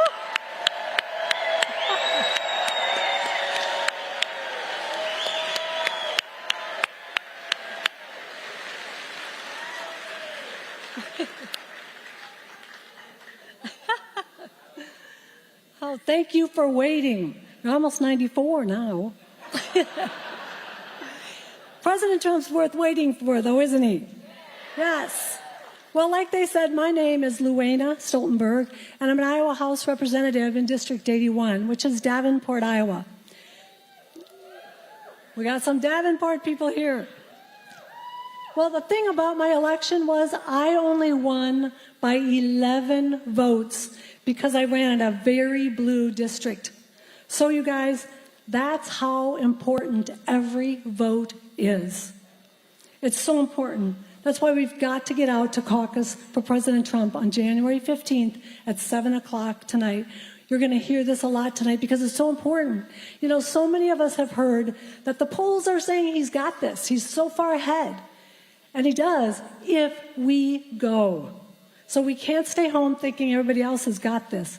Let's all play our part and get there so he will win it. You know, our Iowa motto is, our liberties we prize and our rights we will maintain. Do you guys know anyone who is working so hard like President Trump to protect our rights and to keep our freedoms, even while he's being persecuted and he's being indicted constantly? Donald Trump has kept us out of wars. Look at the lives that have been lost and the money that we have sent to Ukraine by this administration. Let's not forget the military withdrawal out of Afghanistan. All that billions of dollars worth of equipment, innocent lives that we left behind, not to mention pallets of cash we left for our enemies. This would not have happened if it would have been a Trump administration. You know, myself and a few other legislators went to the border this last June, and what we saw was an absolute mess. The Border Patrol told us that we cannot sustain the amounts of illegals that are crossing our borders. They said that Trump's border policies were working, that they were discouraging illegals from crossing, that it was keeping sex traffickers out and drug activity out. The wall was working. This administration is now paying people not to build the wall. Can we even believe this?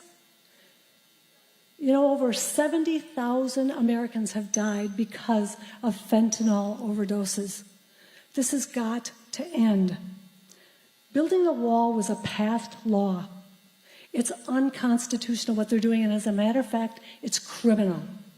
This commander-in-chief has to go. Huh? Absolutely. Absolutely. You know what? The Biden administration is the most pro-death regime that we've ever seen. They're trying to make abortion legal all the way up to birth and then even beyond. Do you know that this administration is giving Planned Parenthood over $600 million of your tax money every year? Do you know that's $1.5 million a day? A day. Wouldn't you guys like to have that for your business or your household? Absolutely. Donald Trump is one of the most pro-life presidents that we have ever had. Do you know he personally, and was the only president that came to March for Life in D.C.? Yes.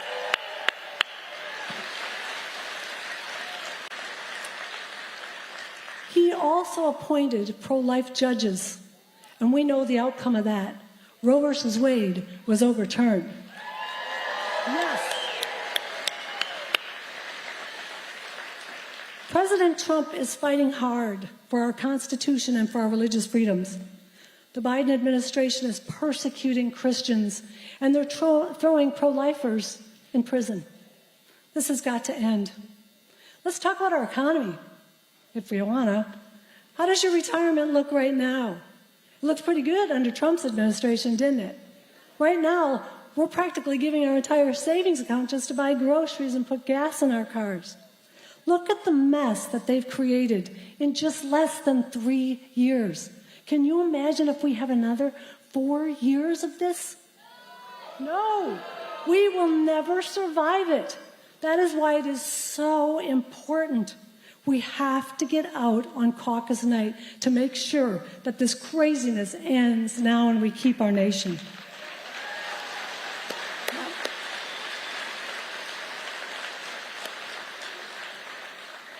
Will you guys promise me that you'll do your part and go to caucuses on January 15th at 7 o'clock and vote for President Trump?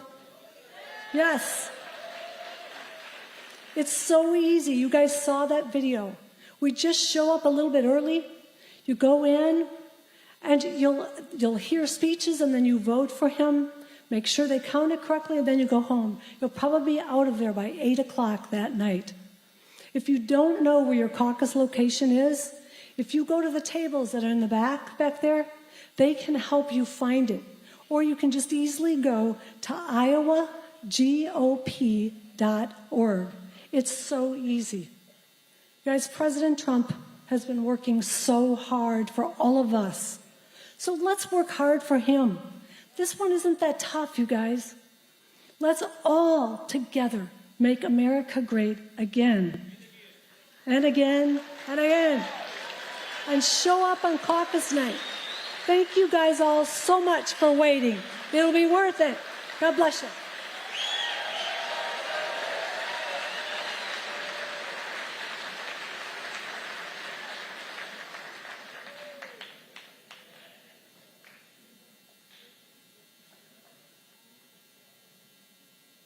Ladies and gentlemen, please welcome to the stage State Representative Mark Cisneros.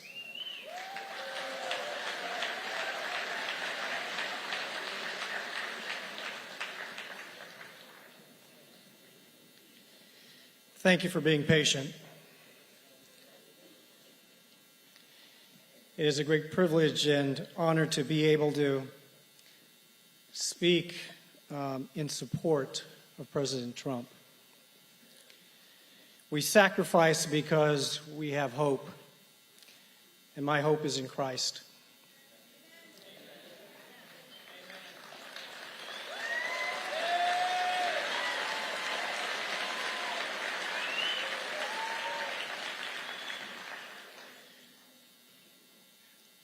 I live in Muscatine. My wife and I have 6 kids, 2 grandkids. Thank you. I'll let her know you were happy about that. And I'm fortunate enough to represent the people of Muscatine and Wilton. Today I have 2 of my boys with me, right there.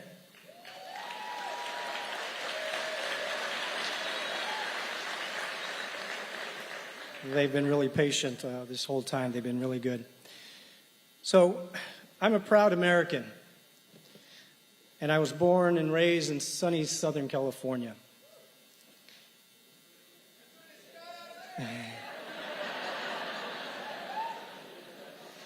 And I'm proud of my Mexican heritage, my Latino culture. And there's a traditional greeting in Spanish. It goes, "Mi casa es su casa." It's a formal greeting of the hospitality a visitor can expect from a host, to be offered the best accommodations and comfort. But if someone breaks into your house, takes up your space, eats your food, kicks the dog, and holds his hand out, expecting you to give him the keys to your kingdom, well, then they got another thing coming.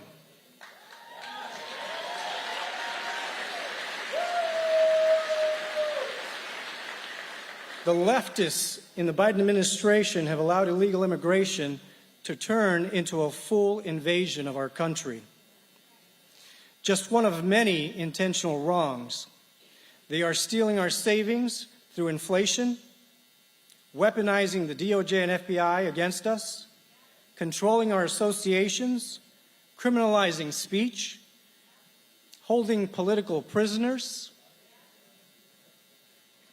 The administration is trying to scare us into submission. I don't scare easy.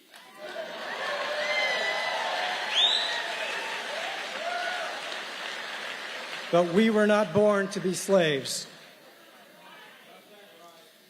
Around the world, there is no greater symbol of Judeo-Christian values than the Stars and Stripes of the American flag.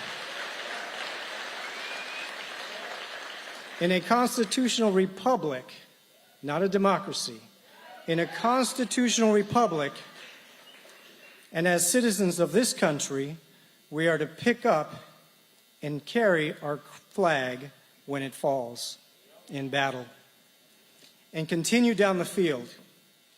That field of battle is our pursuit of happiness. As Christians, we are reminded to pick up and carry our cross daily.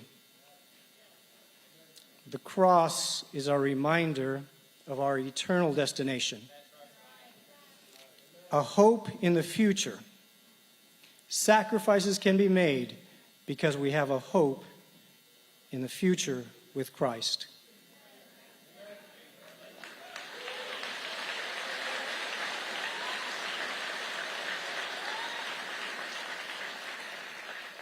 Pick up your cross, and you'll be able to pick up your flag. The Constitution spells out our identity, authority, and responsibility of we the people. If we don't know what it says, we won't know how to comport ourselves. If we don't know the rules of the game, we won't know who's cheating us. Ladies and gentlemen of Iowa, as brave and tough as our President Trump has been, considering he has the whole of government against him. Imagine that, if that was you or I. I was speaking to my sons on the way here this morning, or this afternoon.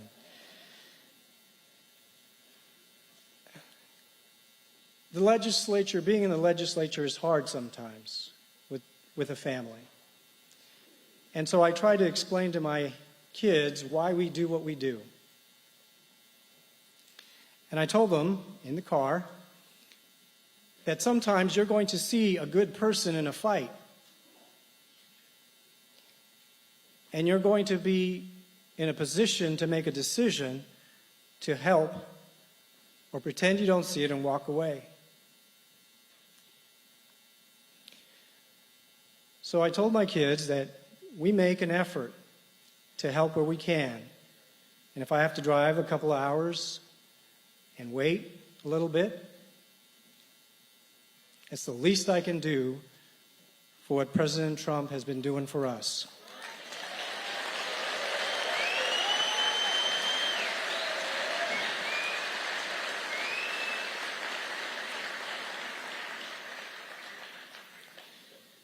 So my kids, I hope, will understand that we are doing this for the next generation as well. There is nowhere else to go. I spoke to a reporter earlier today asking me about Latinos and how we see Trump and those kinds of things. And as I was explaining to my children, when there's a fight to be had, and I meant not a physical fight, that's not what I was trying to tell them, but when you can share your time, your talent, your resources with someone who's doing good, trying to do good, not a perfect person, but if they see that, there's going to come a time they have to make that decision. And you guys have done that. That's why you're here. That's why you've been patient. That's why you're excited. I was so thankful to speak to a couple of young men over here in the corner while we were waiting. They're from Illinois.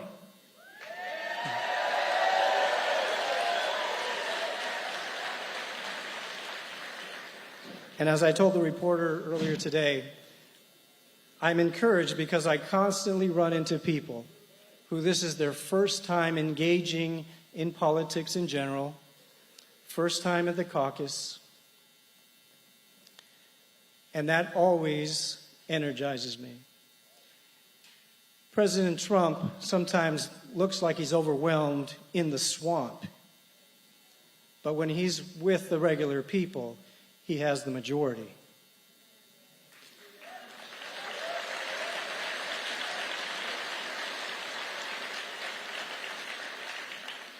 Let me just close with Caucus. That's why we're here. Let's finish strong this next week. Take all the information that you've gathered, talk to your coworkers, your friends, your neighbors, and go to Caucus. You'll find your neighbors there that you didn't realize were Republicans. Some coworkers might show up you didn't realize were Republicans. And it'll be a good time to let them know why you're supporting the president. If you need some ideas, go to that website, there's a whole list of accomplishments from President Trump. You can tell them, you don't have to like him, but look at what he's done and look at the difference of our present day.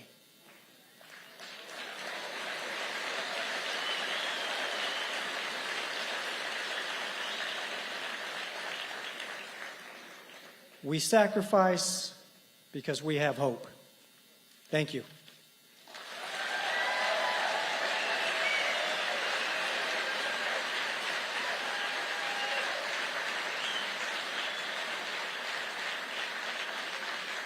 Hey, Iowa.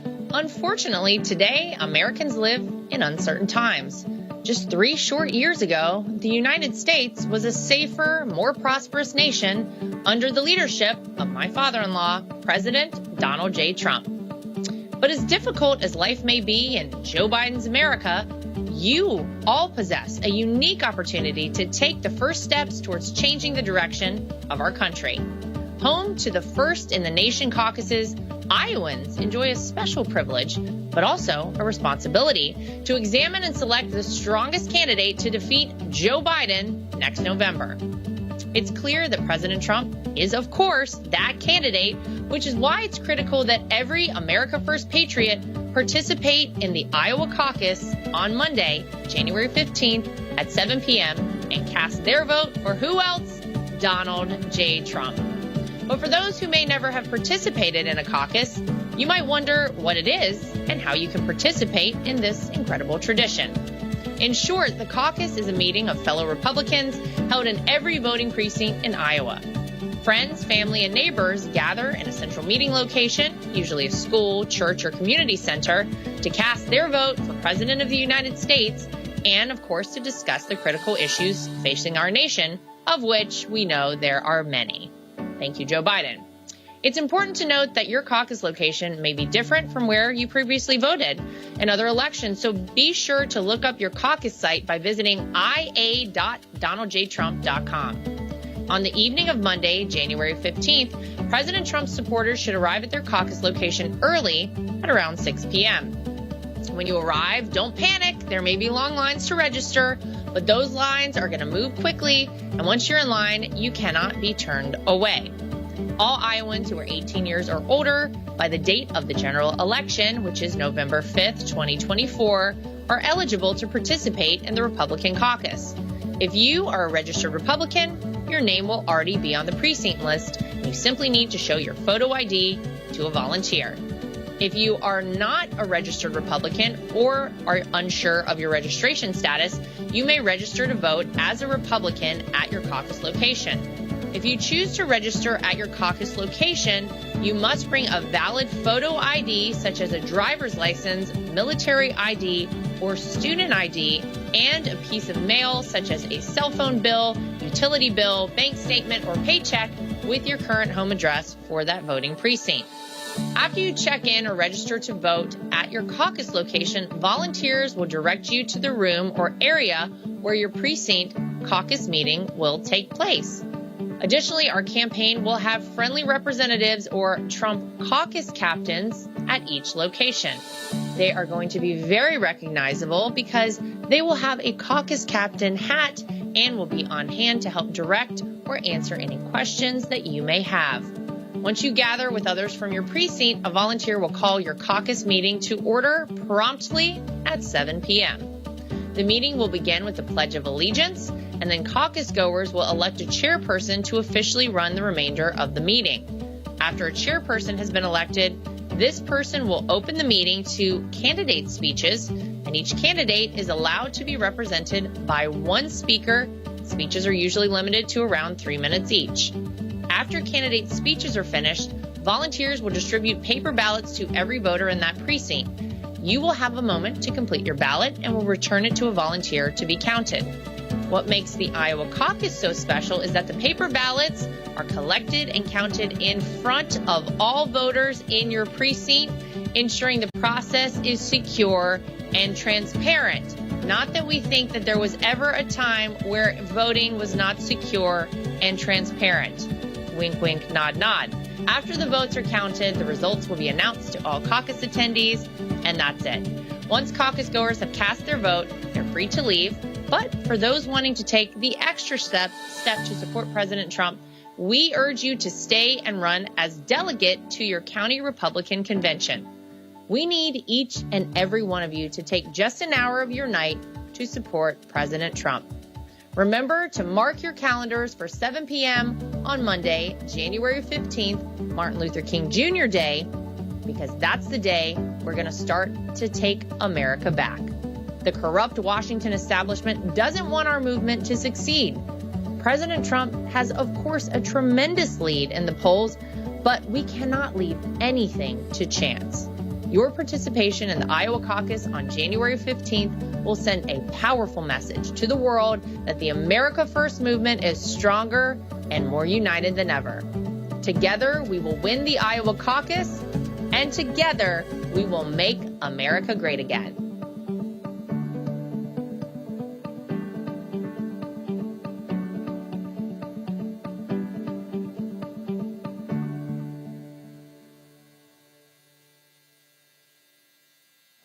This is the final battle. With you at my side, we will demolish the deep state. We will expel the warmongers from our government. We will drive out the globalists. We will cast out the communists, Marxists, and fascists. We will throw off the sick political class that hates our country. We will rout the fake news media, and we will liberate America from these villains once and for all.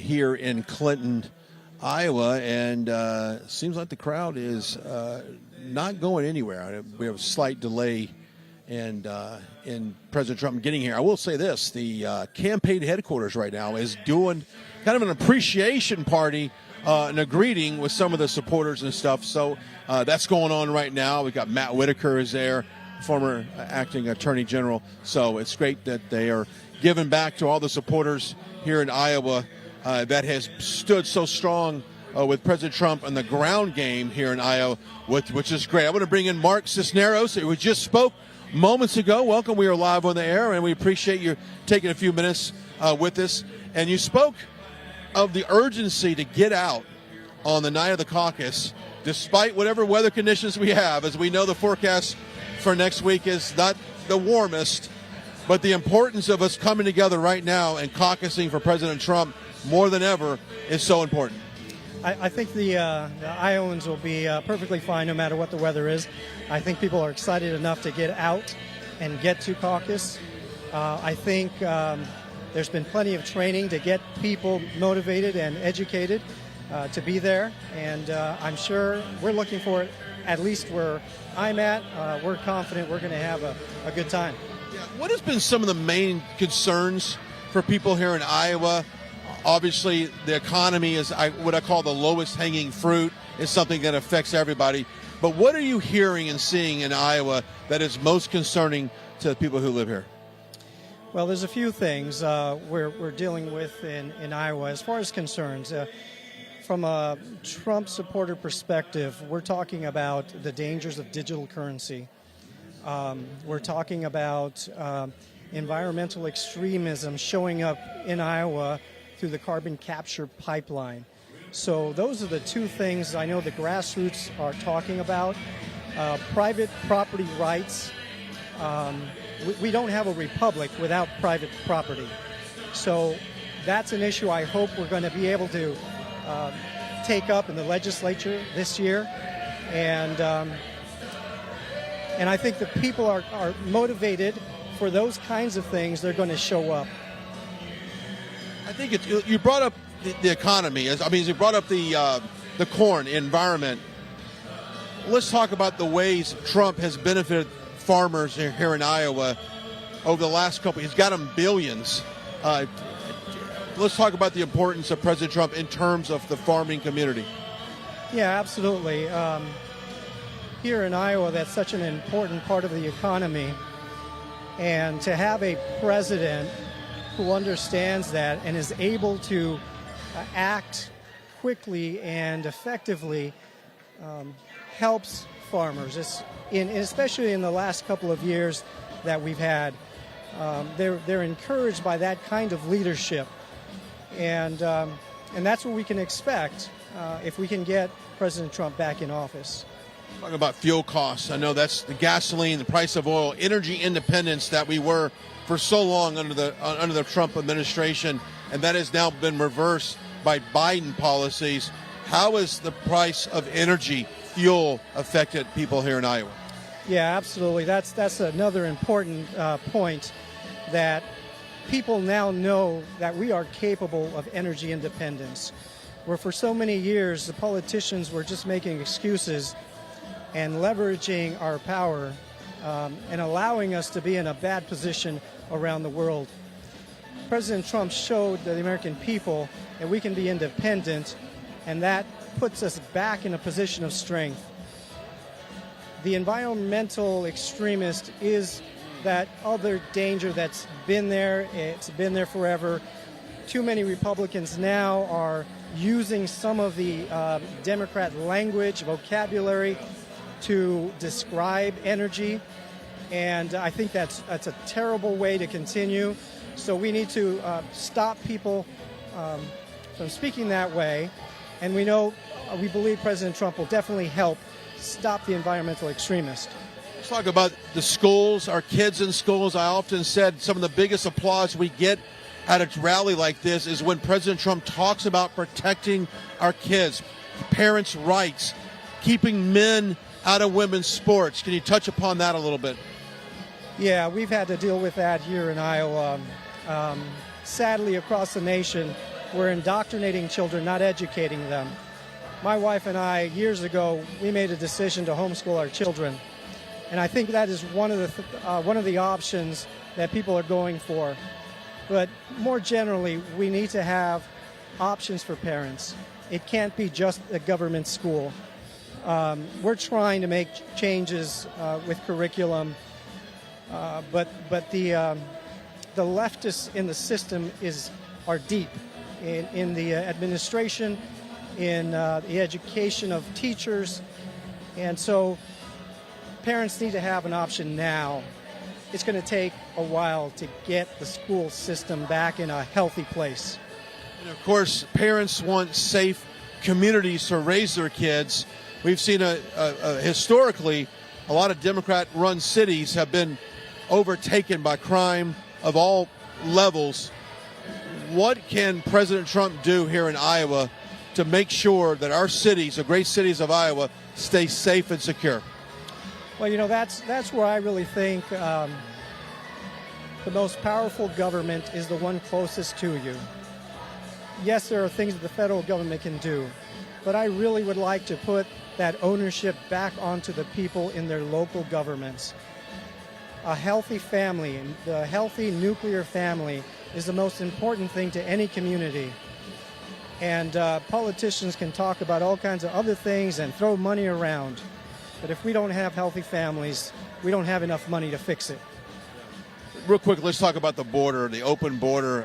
Not only are we seeing an influx of crime following this open border, but we're also seeing a lot of drugs pouring in our communities. How is the open border affected here in Iowa? Well, we are concerned that the Biden administration is going to continue to send illegal immigrants into our state. And there's some early conversations of how we can stop that. Nothing concrete yet because, well, the federal government's going to bully its way to get its way. I'm from California, as I mentioned, Southern California. I am absolutely aware of how dangerous illegal immigration is.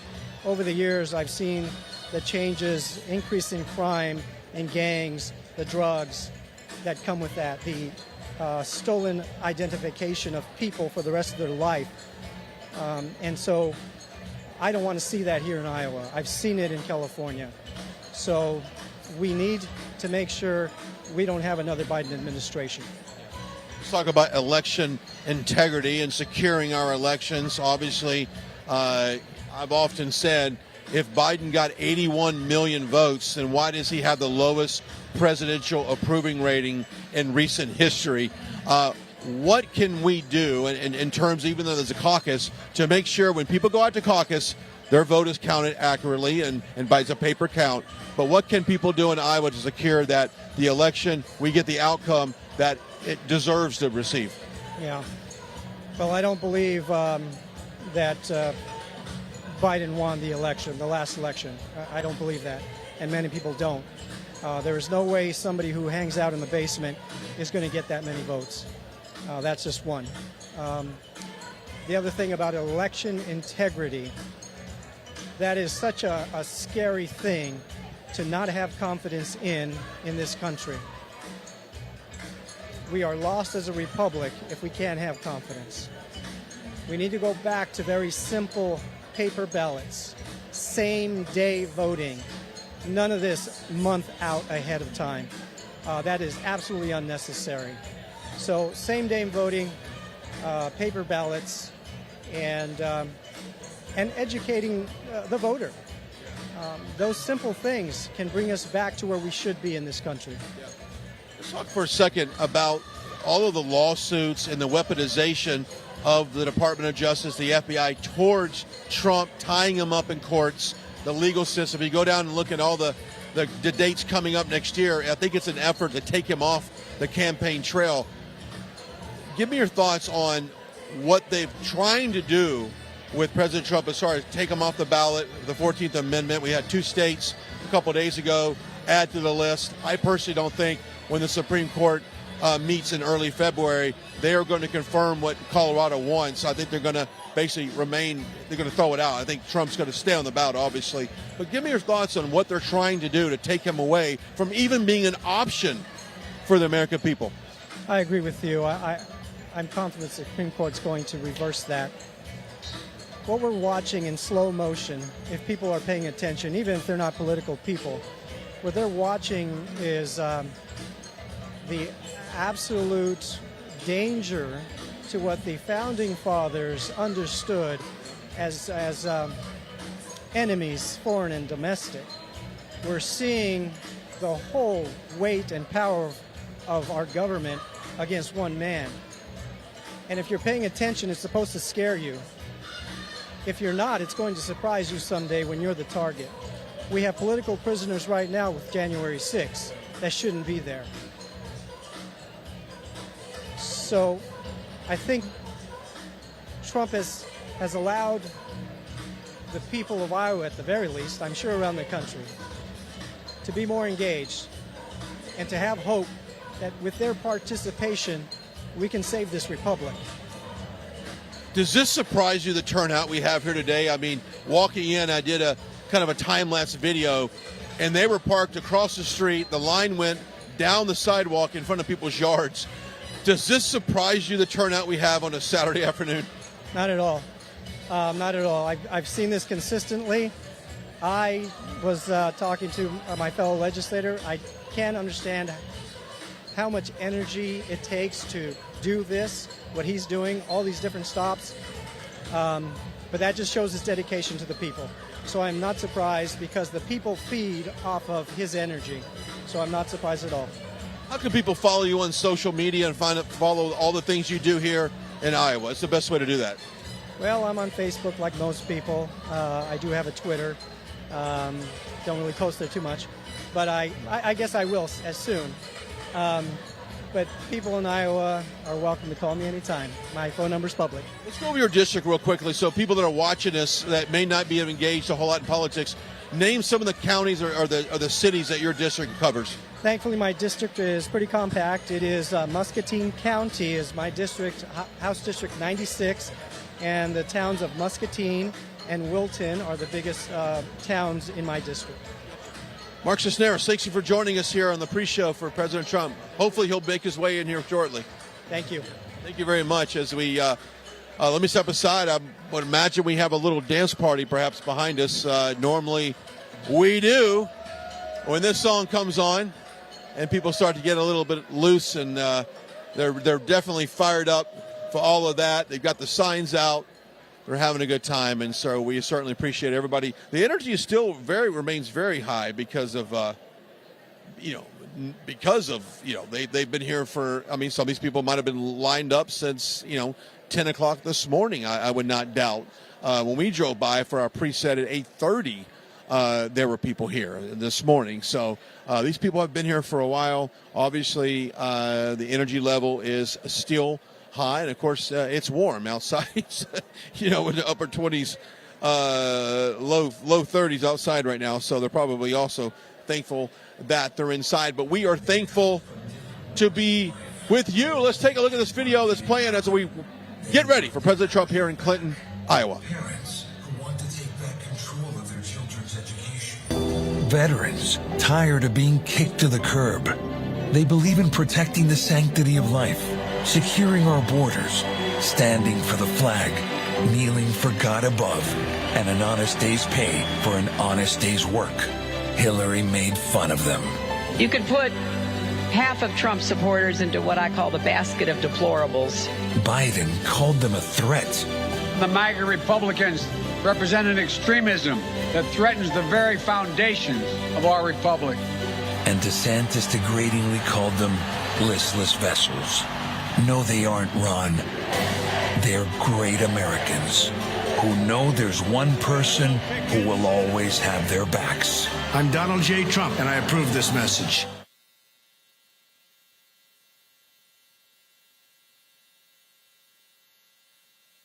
I was just informed that President Trump has landed in Clinton. So, according to Margot Martin, who is on Trump Force One and is making probably her way with the president here to Clinton. So I would imagine that airport is about 5-7 minutes away from here.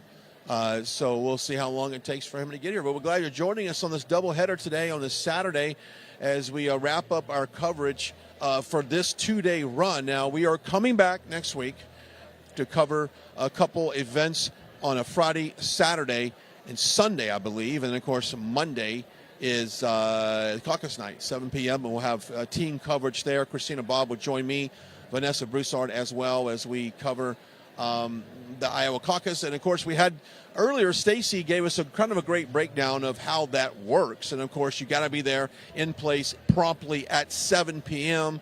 And then at that point, depending on the size of the caucus where you're at, it could wrap up in an hour. It could wrap up in 3 hours. It depends on the size and the conversations that go by. But it's paper ballots. It's all counted right there on the spot.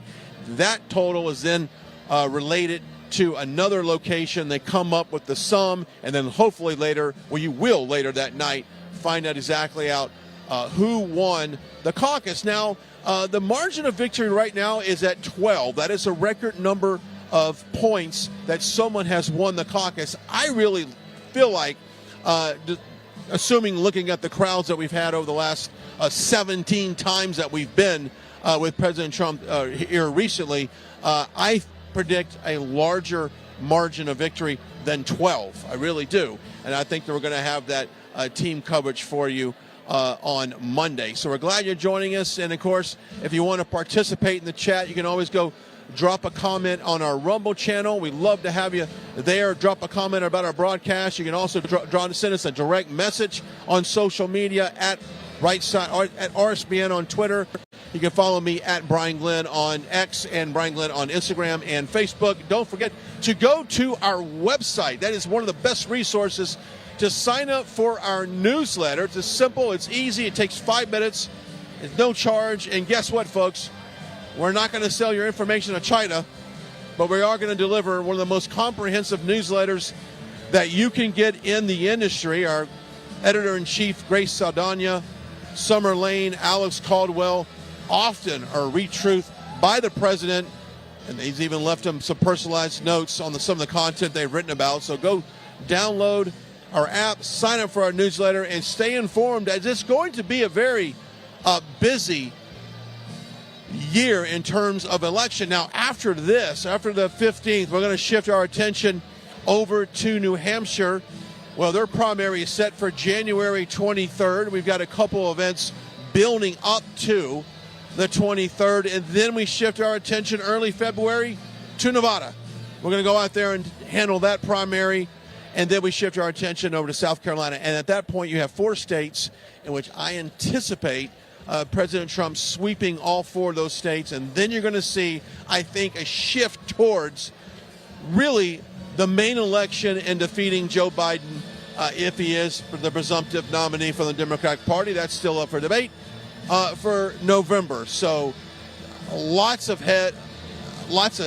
ahead for all of this. Let me step aside, show the room for you. If you're just now joining us, if you're coming off another broadcast, or maybe you took a break from the other one, here we are, folks. And Miles will turn that camera, and he'll show you how many people we have in here. Now, I'm going to note that this line was insane coming in, and they have maxed out this particular room, and at the same time have opened up other facilities inside this school to have people come in and watch on a kind of an overflow situation. So really very much accommodating the Trump team to the people here that has come out today, obviously due to, fire marshal guidelines and occupancy rates, so you can't go beyond that, and they have kept it under control in a very safe environment. But it's one of those situations that if we had a bigger facility, obviously there is no doubt that we could fill it up, as the people have definitely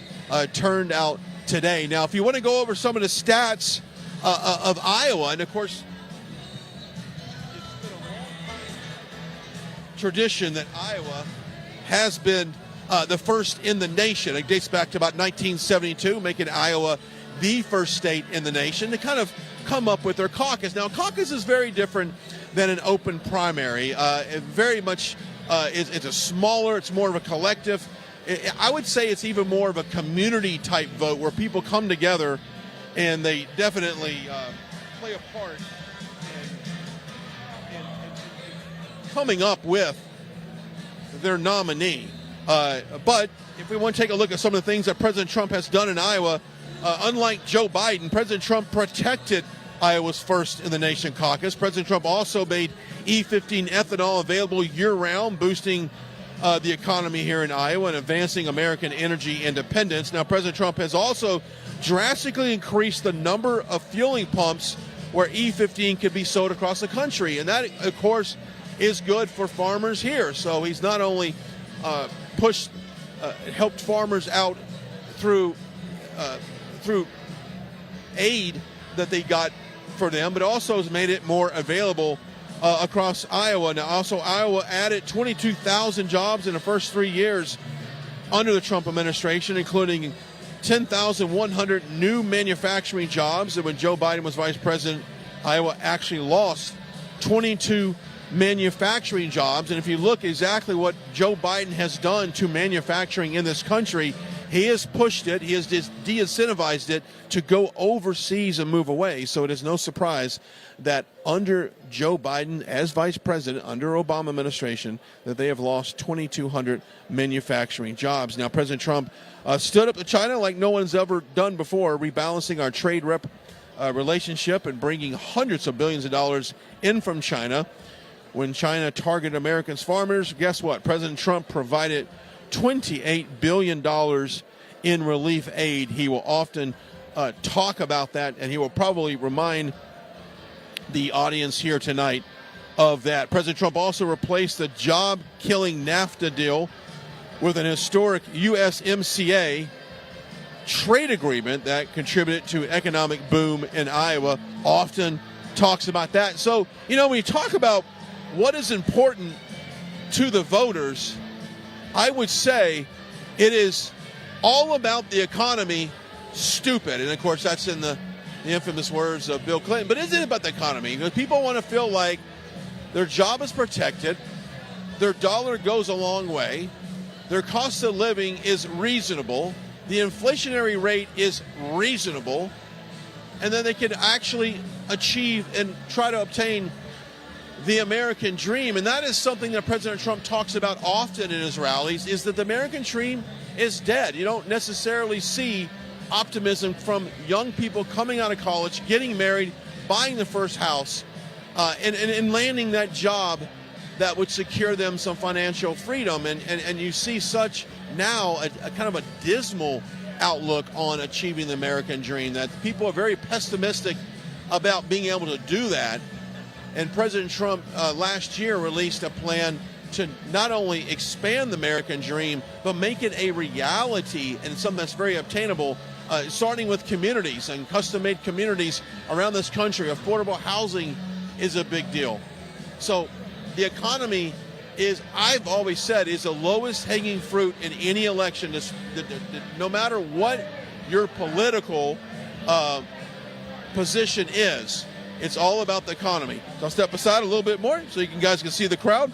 Also, President Trump's campaign has collected more than 52,000 caucus commitment cards in advance to the caucus in January. That is also about 2,000 caucus team captains here in Iowa that represent and speak on behalf of President Trump at their precinct captains. And we had Stacey earlier come on with us and talk about what that looks like when she goes into these caucus.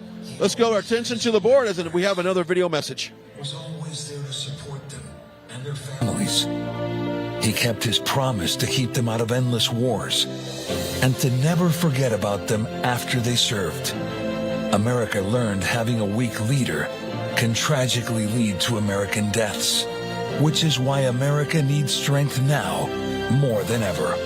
I'm Donald J. Trump, and I approve this message. Weak leaders talk about the possibility of war. American troops fighting Russian troops. Because they are weak and insecure. It's time for a strong America. It's time to make America great again. So this American troops fighting Russian troops never happens.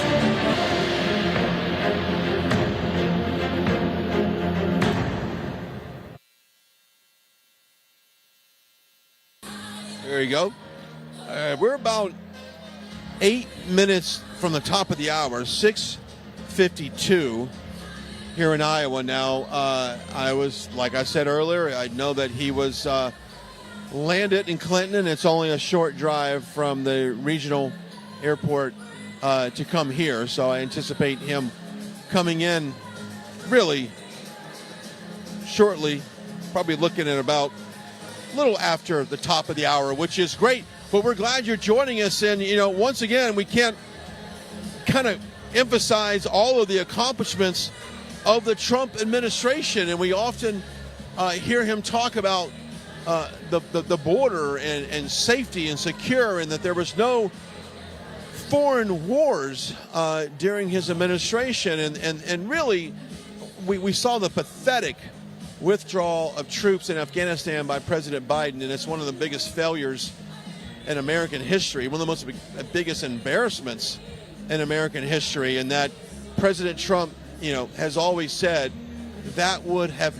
never happened under his leadership. He often talks about the strong military leaders that we need in place to fight the evil that we have in this world, and that you know, when it comes to terrorist attacks, he was always very straightforward with terrorists, letting them know that not only will we tolerate any attack on our soil, but also on any active military member overseas. And that never happened in his 4 years. That is something that we should always value, because now we have two potential wars that we can get involved with right now. And we'll start with Ukraine, Russia. And none of us would ever think that Putin would ever have invaded Ukraine if President Trump was in office. That would not have happened. And of course, when the military started to move up on the Ukrainian border, I remember seeing press conferences where Biden downplayed all of that and said Putin will not invade. He's just positioning, is trying to scare Zelensky. Well, we know that didn't happen. So now we have a war in Ukraine that's been going on for several years. But also, more importantly, we have a checkbook that has been going to Ukraine for several years, a blank check, if you will, of American taxpayers in the tune of billions of dollars a month. Now, I want you to keep in mind what we're sending them in billions is not just military aid. It's actually money so that they can sustain their government. I'm talking about keeping the lights on, paying the payroll, paying people's salaries. That's exactly what your taxpayer dollars are doing right now in Ukraine. Now, that's outside of any type of military aid in terms of weapons, planes, missiles, things like that. So we are essentially in a proxy war with Russia through Ukraine, and I think that is something that no one wants. And I think it's very interesting how the Democratic Party historically has been the anti-war party. It has been liberals, for the most part, have been the party to avoid war at all costs, and have actually often criticized Republicans for getting us into wars. And I'll go back into the Bush era, going into the Gulf War, and all of the years that we have been in Afghanistan. But I think it's really interesting now that the narrative have changed, where the Democrats seems to be the party of pro-wars and liberals seem to be the party of pro-wars. And Republicans and conservatives, mostly conservatives, now there are some Republicans that we have right now that are a part of that military industrial complex that would love nothing more than to engage us in another 10, 20-year war. But conservatives now, MAGA supporters, Trump supporters, people that are in this room right now, you guys watching us at home, we don't want anything to do with these wars. Because guess what? It's just going to lead us into a situation where, and they've often said it, where our sons and daughters are being shipped off to Ukraine to fight a war against Russia, and that's nothing that any of us want. Now, if you look at the financial aspects of it, we don't have the money to fund these wars. So, Russia, Ukraine aside, now we have the conflict in the Middle East. Now, I know that is something that has been going on for thousands of years, and that is a territorial dispute that has been going on, it seems like, the beginning of time. We, as a nation, support Israel. That's what we do. That is what we support with our thoughts, our prayers, I would even say military assistance. But when it comes to sending dollars, American taxpayer dollars that we don't have over to Israel, I think is irresponsible as well. So I'm not going to say that not funding one war is bad, but we can fund another war. I don't want to fund any wars. We don't need to do that right now. We don't have the money. We're trillions of dollars in debt, and it's only getting worse because we can't come up with a plan, a balanced budget. Now, that takes me back to the House with the continuing resolution on the budget that will be, I think, if we get a clean CR, which I think we could get from the Speaker coming up in the next, we've got 2 deadlines coming up on the next side of January, February that we must address. But we simply do not have a balanced budget. We have a deficit. We're far from a balanced budget. We have a deficit. We're not cutting spending like we should. And we're really putting ourselves in a tight situation so that, guess who's watching all of this from the sideline? China. And so we're faced with that. So we've got some really critical days and years coming up, and that's why this election is more important than ever. Your congressional races that we have are more important than ever. And I think now is the time, if you've never been politically motivated, now is the time to dig deep and find out exactly who your elected official in your district, what is he doing? What is he or she doing right now? How are they voting? Are they citing for additional funding for Ukraine? Are they for the impeachment of Alejandro Mayorkas for the reckless border that we have that is causing so many problems in our country? Are they for that? Now is the time to dig deep. And I've often said, we've got several people that watch our network over the last couple of years get involved in local politics. If you want to change the world, you don't necessarily have to change it from the 30,000-foot elevation. As you know, a president, a senator, a congressional representative, even a state senator or a state rep, you can do that on the very local level of a school board trustee, a city council. Get involved locally down to that level. Believe it or not, you've got more power locally in a way to help your community than someone would on a congressional level. So if you want to change the world where you live, don't be discouraged that you have to run for some big political seat in a state rep or a House rep or on a U.S. seat, rather. You can do it on a very small level, and the school boards is where it needs to happen. And we saw what happened with Glenn Youngkin back when he ran for governor in Virginia. He really focused in on the parents' rights and what was going on in the schools and making sure we took the critical race theory and that curriculum out of us school boards. So it's important to get involved in that local level, and that's how you can change your world. I'm going to step aside here as we get ready. 7 o'clock, top of the hour. We probably, a matter of moments before we can possibly see President Trump. I want to talk real quickly how important this next congressional race is.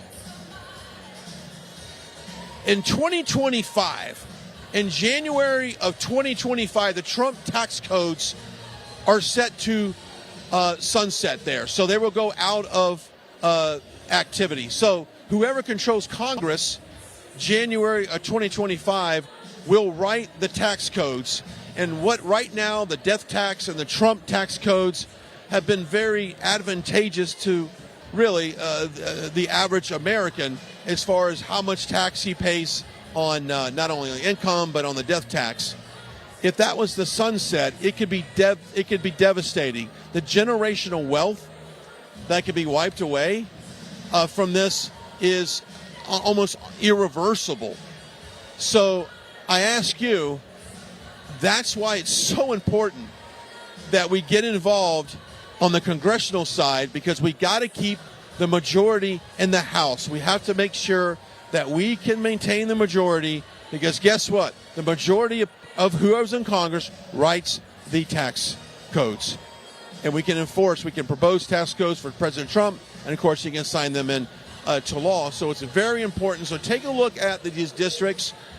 I know that with Steve Scalise just recently announced that he's going to step down for about a month for cancer treatment, and by all means we're all praying for his recovery, and by the will of God he is going to beat cancer, and his family, our prayers are with his family, with his constituents there in Louisiana.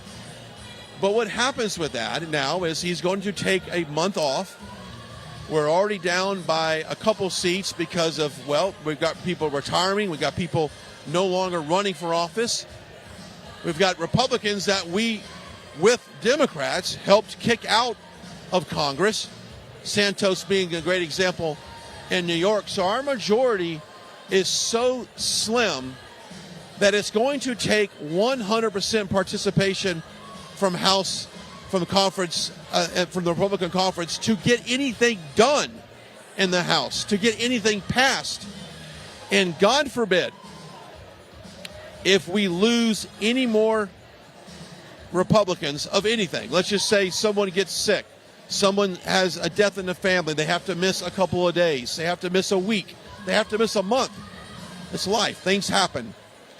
If we don't have the majority, that opens up the door for Democrats. If Democrats have a quorum, if they have 100% attendance on the House floor, they could offer up a motion to vacate the chair for Speaker and put in place someone of their choice, which I think it would be Hakeem Jeffries from New York. So that is how crucial right now, between now and November, that we get out and support these America First candidates across the board. In the Senate, you've got Carrie Lake in Arizona. Very important that she takes that seat. Of course, that seat is kind of up for grabs. Kristen Sinema, being an independent, is struggling a little bit in the polls on that. Let me step aside. We'll show the video. We'll get back into that here in just a second. Points. Then DeSantis was saved by the endorsement of President Trump. Trump's support was so powerful, just 2 days after the endorsement, DeSantis took a commanding lead, and it propelled him to being elected governor. I'd like to thank our president for standing by me when it wasn't necessarily the smart thing to do. You're welcome, Ron. Unfortunately, instead of being grateful, DeSantis is now attacking the very man who saved his career. Isn't it time DeSantis remembers how he got to where he is? Make America great again. Build the wall. Then Mr. Trump said, "You're fired." I love that part. Truth is, there's only one person who can make America great again. I'm Donald J. Trump, and I approve this message. Here's a question for you. Just how far are the radical left and inside the Beltway bandits willing to go to stop him? We all know they hate him for winning the fight to protect life, for exposing their deep state, for draining their precious swamp. And they already know he'll crush Biden. So like a pack of rabid wolves, they attack. So let's impeach him. Let's get tainted radical left prosecutors to charge him.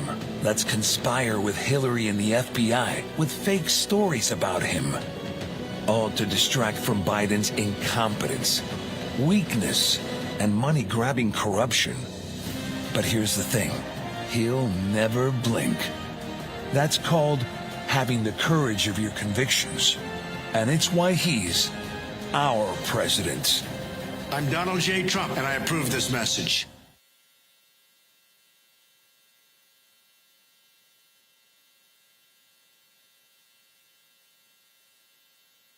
President Trump, I do want to take a moment to thank a few of our partners for today's broadcast. We cannot do it without them. We have been on this campaign trail from really the conclusion of the 2020 election. We have done all of the Senate hearings for election integrity.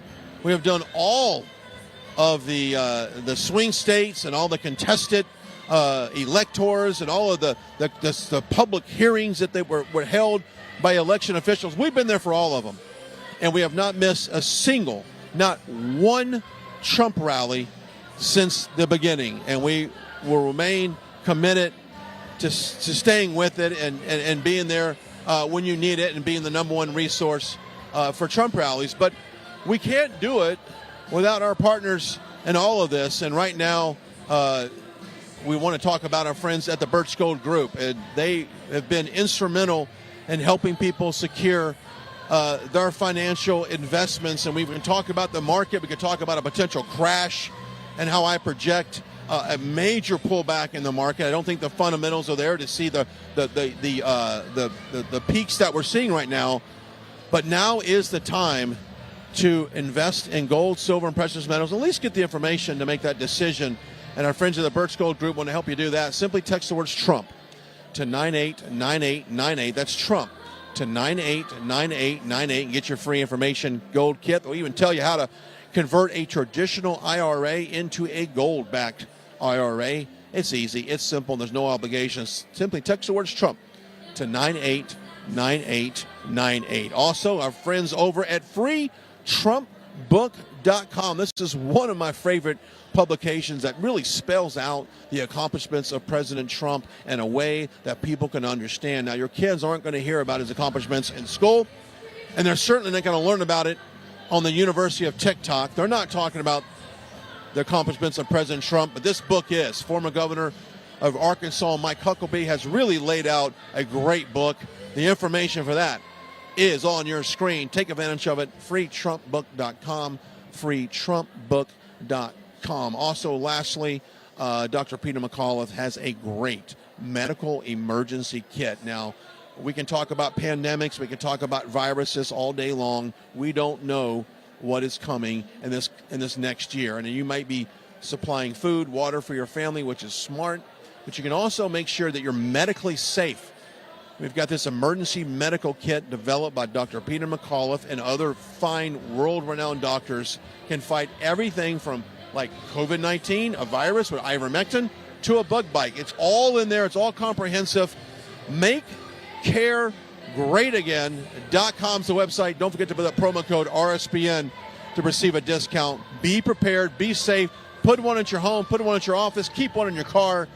MakeCareGreatAgain.com. I'm going to step aside. I feel like we're getting close. I feel like we're roughly 6 minutes away from President Trump walking out and meeting this amazing crowd that has been here for most of the day lining up. We've had snow flurries off and on for most of the day. Temperatures in the upper 20s, low 30s, which is, I guess, historically about normal for this time of year. But they're here, and they're ready to go. And while you're waiting for them, don't forget to go to our website, check it out, rsbnetwork.com, rsbnetwork.com. Sign up for the newsletter. Donate there as well.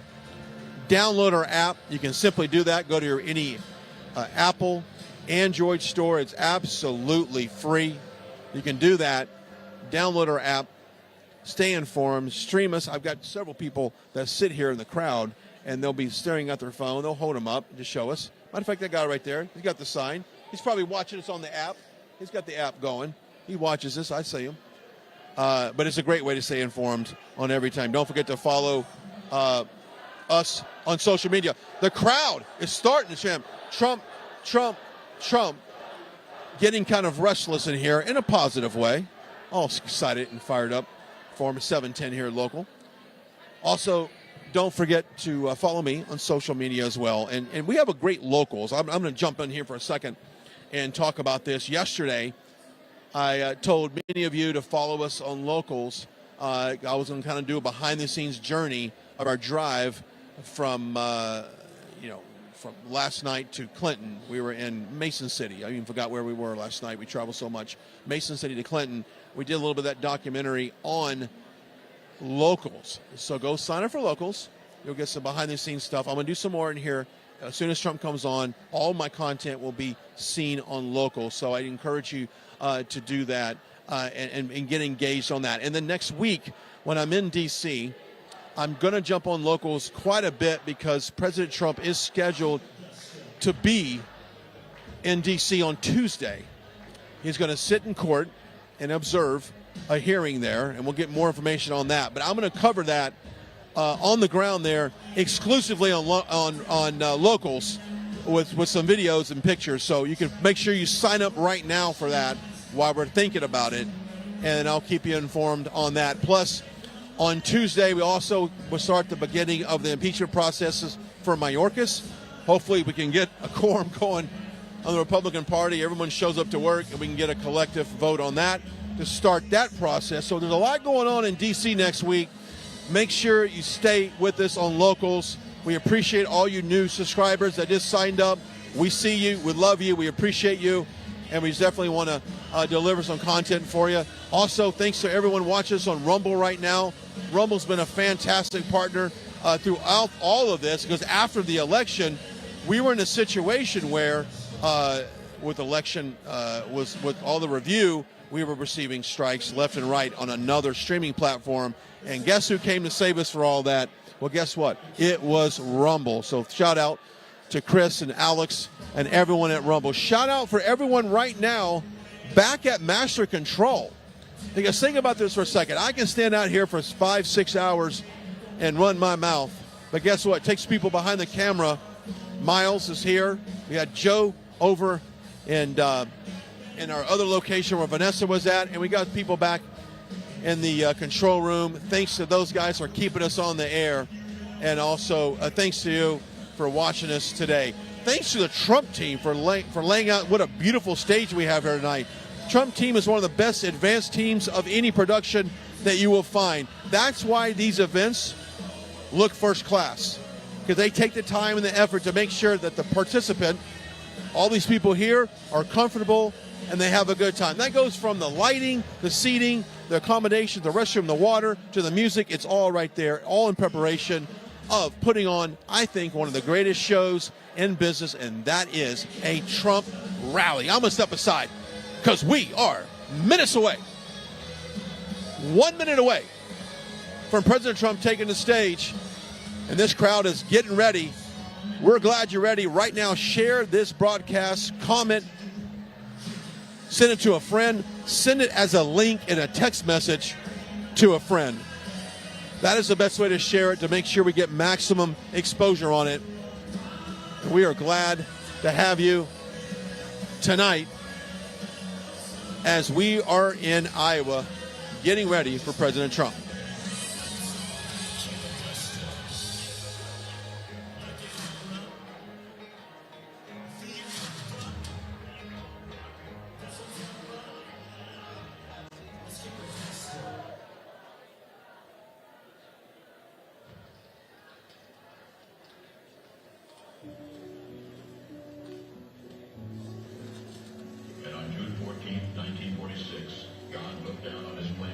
And said, I need a caretaker. So God gave us Trump.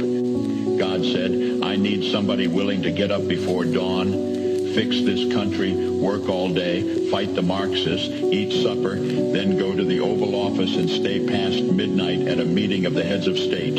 So God made Trump. I need somebody with arms, strong enough to rustle the deep state, and yet gentle enough to deliver his own grandchild.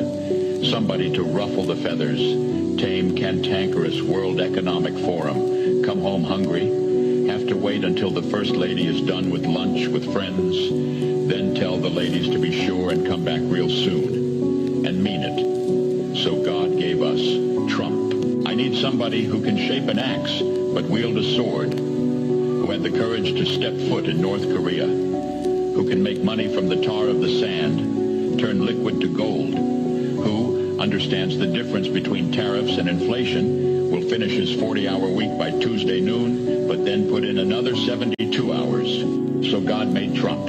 God had to have somebody willing to go into the den of vipers, call out the fake news for their tongues as sharp as a serpent's. The poison of vipers is on their lips, and yet stop. So God made Trump. God said, I need somebody who will be strong and courageous, who will not be afraid or terrified of the wolves when they attack, a man who cares for the flock, a shepherd to mankind who won't ever leave nor forsake them. I need the most diligent worker to follow the path and remain strong in faith and know the belief of God and country, somebody who's willing to drill, bring back manufacturing and American jobs, farm the lands, secure our borders, build our military, fight the system all day, and finish a hard week's work by attending church on Sunday. And then his oldest son turns and says, Dad, let's make America great again. Dad, let's build back a country to be the envy of the world again. So God made Trump.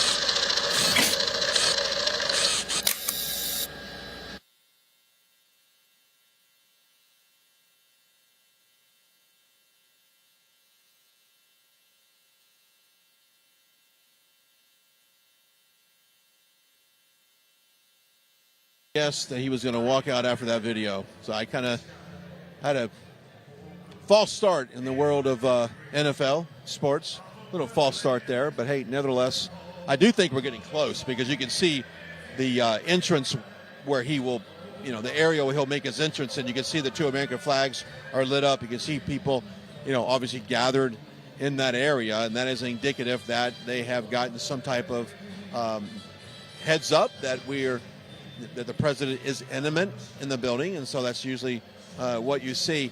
And to give you an idea of what he could be doing right now is when President Trump does get to a facility, he does obviously brief with his staff, just, briefly.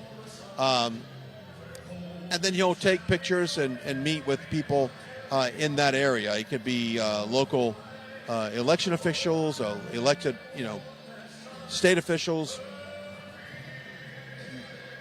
local, law enforcement. So he does meet with people before he comes out and takes pictures and things like that, and supporters. So he's probably in the process of wrapping that up, and then he'll make his way out here, where we have. It would be hard for me to guess right now an estimated crowd. I could say this: they can't really put another body in this room, and the space behind us in other parts of the school is full with people as well. So they tried to do a fantastic job of getting everybody in this building as physically possible. So they have done a great job accommodating that. The president, I will say, the president spoke for about an hour, close to an hour and 50 minutes prior to this. So these speeches have been going a little longer, and, you know, kind of a lot of times, as you know, and as you have really learned to appreciate, the fact that President Trump does go off the teleprompter often, and it seems to be one of the best moments that the crowd enjoys, when he gets a little bit off the script and tells a little bit of some of the stories or makes some side comments on a topic. People really do like that. I do see a couple press agents that are making their way, getting into position, so I can only imagine at this point we are intimate with President Trump here in Clinton, Iowa. We appreciate you standing by and you're watching, and let's take it away as we are live here in Clinton, Iowa.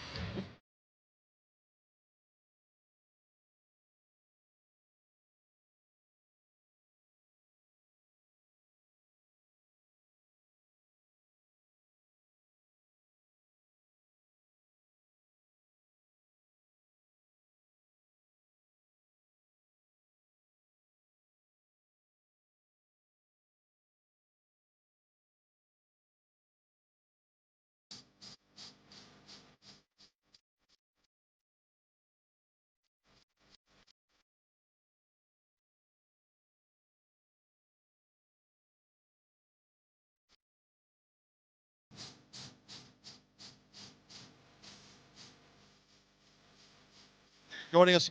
Don't forget, share this broadcast. Very important that we keep those numbers up across the board, not only for our for the analytics, but hey, for our advertisers. So we want to make sure all our partners in today's broadcast receive some good impressions on everything. So do us a favor, like, comment, and share on our streams today.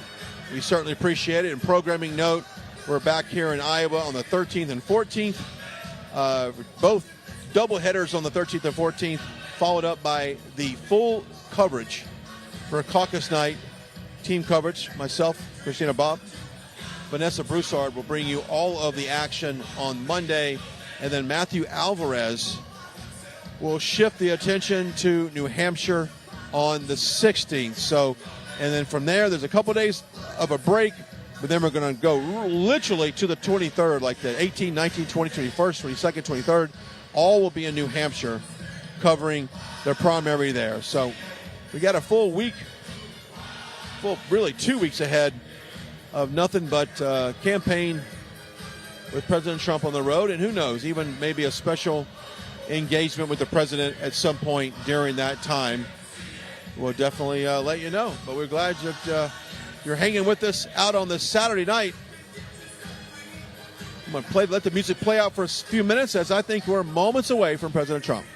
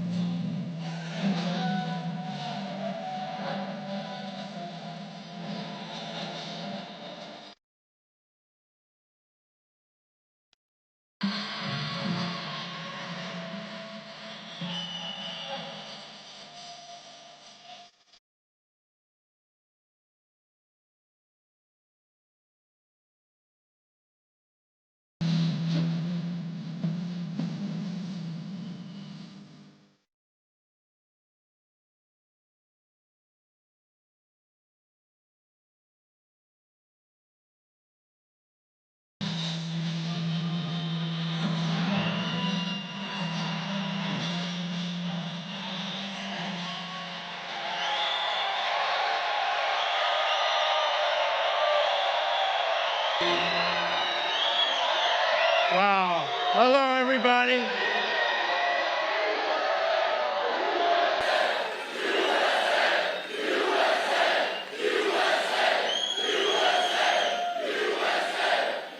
Well, thank you very much. I want to tell you that was a hell of a trip I just took. That was really tough.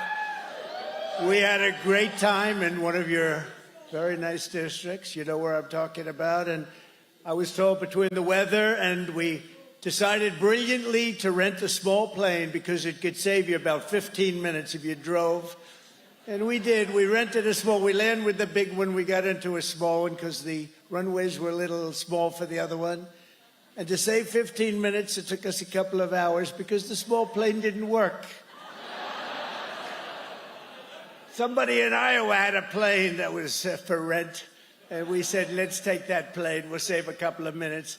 But, you know, my people were great. They said, look, the people of Clinton won't mind, sir. You can cancel, and it'll be fine. They said, sir, honestly, you could cancel. They won't mind at all. And I said, there's no way I'm canceling Clinton. There's no way. There's no way. Man, do we get an A for effort, though? That was quite a trip. That was quite a trip. But there was no way I would never even think about it, especially when I saw the lines. It's all over the internet, the lines of people going back so far. So I want to thank you.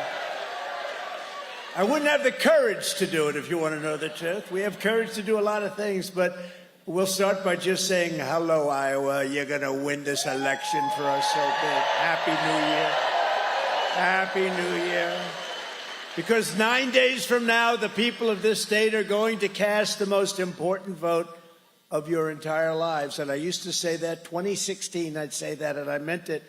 But this is more important because they're destroying your nation. They are destroying your nation like nobody's ever seen before. What they've done is so sad in every way. The borders, the military. You look at all this inflation killing you. Afghanistan, you know, the press, the fake news wants to forget about Afghanistan. The incompetence, which led to other things like Putin going into Ukraine. He went into Ukraine. He saw the incompetence of Afghanistan. He says, let's give it a shot. Why not? They wouldn't have done it with me. They wouldn't have attacked Israel with me. They wouldn't have attacked. There was no way. Iran was broke. They were broke when I was president, and they became very rich in the last 3 years because of Biden. Biden, most corrupt president we've ever had. The worst president we've ever had. The worst president we've ever had, you know? And it's nice because he's an older guy. But this is, I think it's really nice. Jimmy Carter is happy right now because his administration is brilliant. It's brilliant. People say he had a brilliant administration compared to Joe Biden. Crooked Joe Biden. I would say Jimmy Carter was a brilliant president all of a sudden, first time. And I hope he likes hearing that because I mean it. By delivering a massive victory in Iowa, you will send a thundering message straight to crooked Joe Biden and the fake news. Look at all those cameras back there. That's a lot.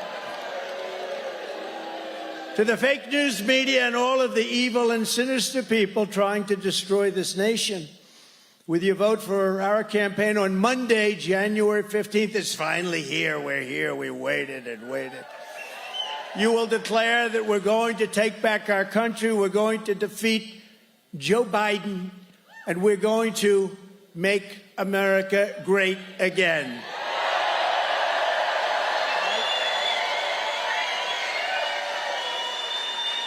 And it all starts here in Iowa, 7 p.m., Martin Luther King Day, so don't stay home, just please, you know.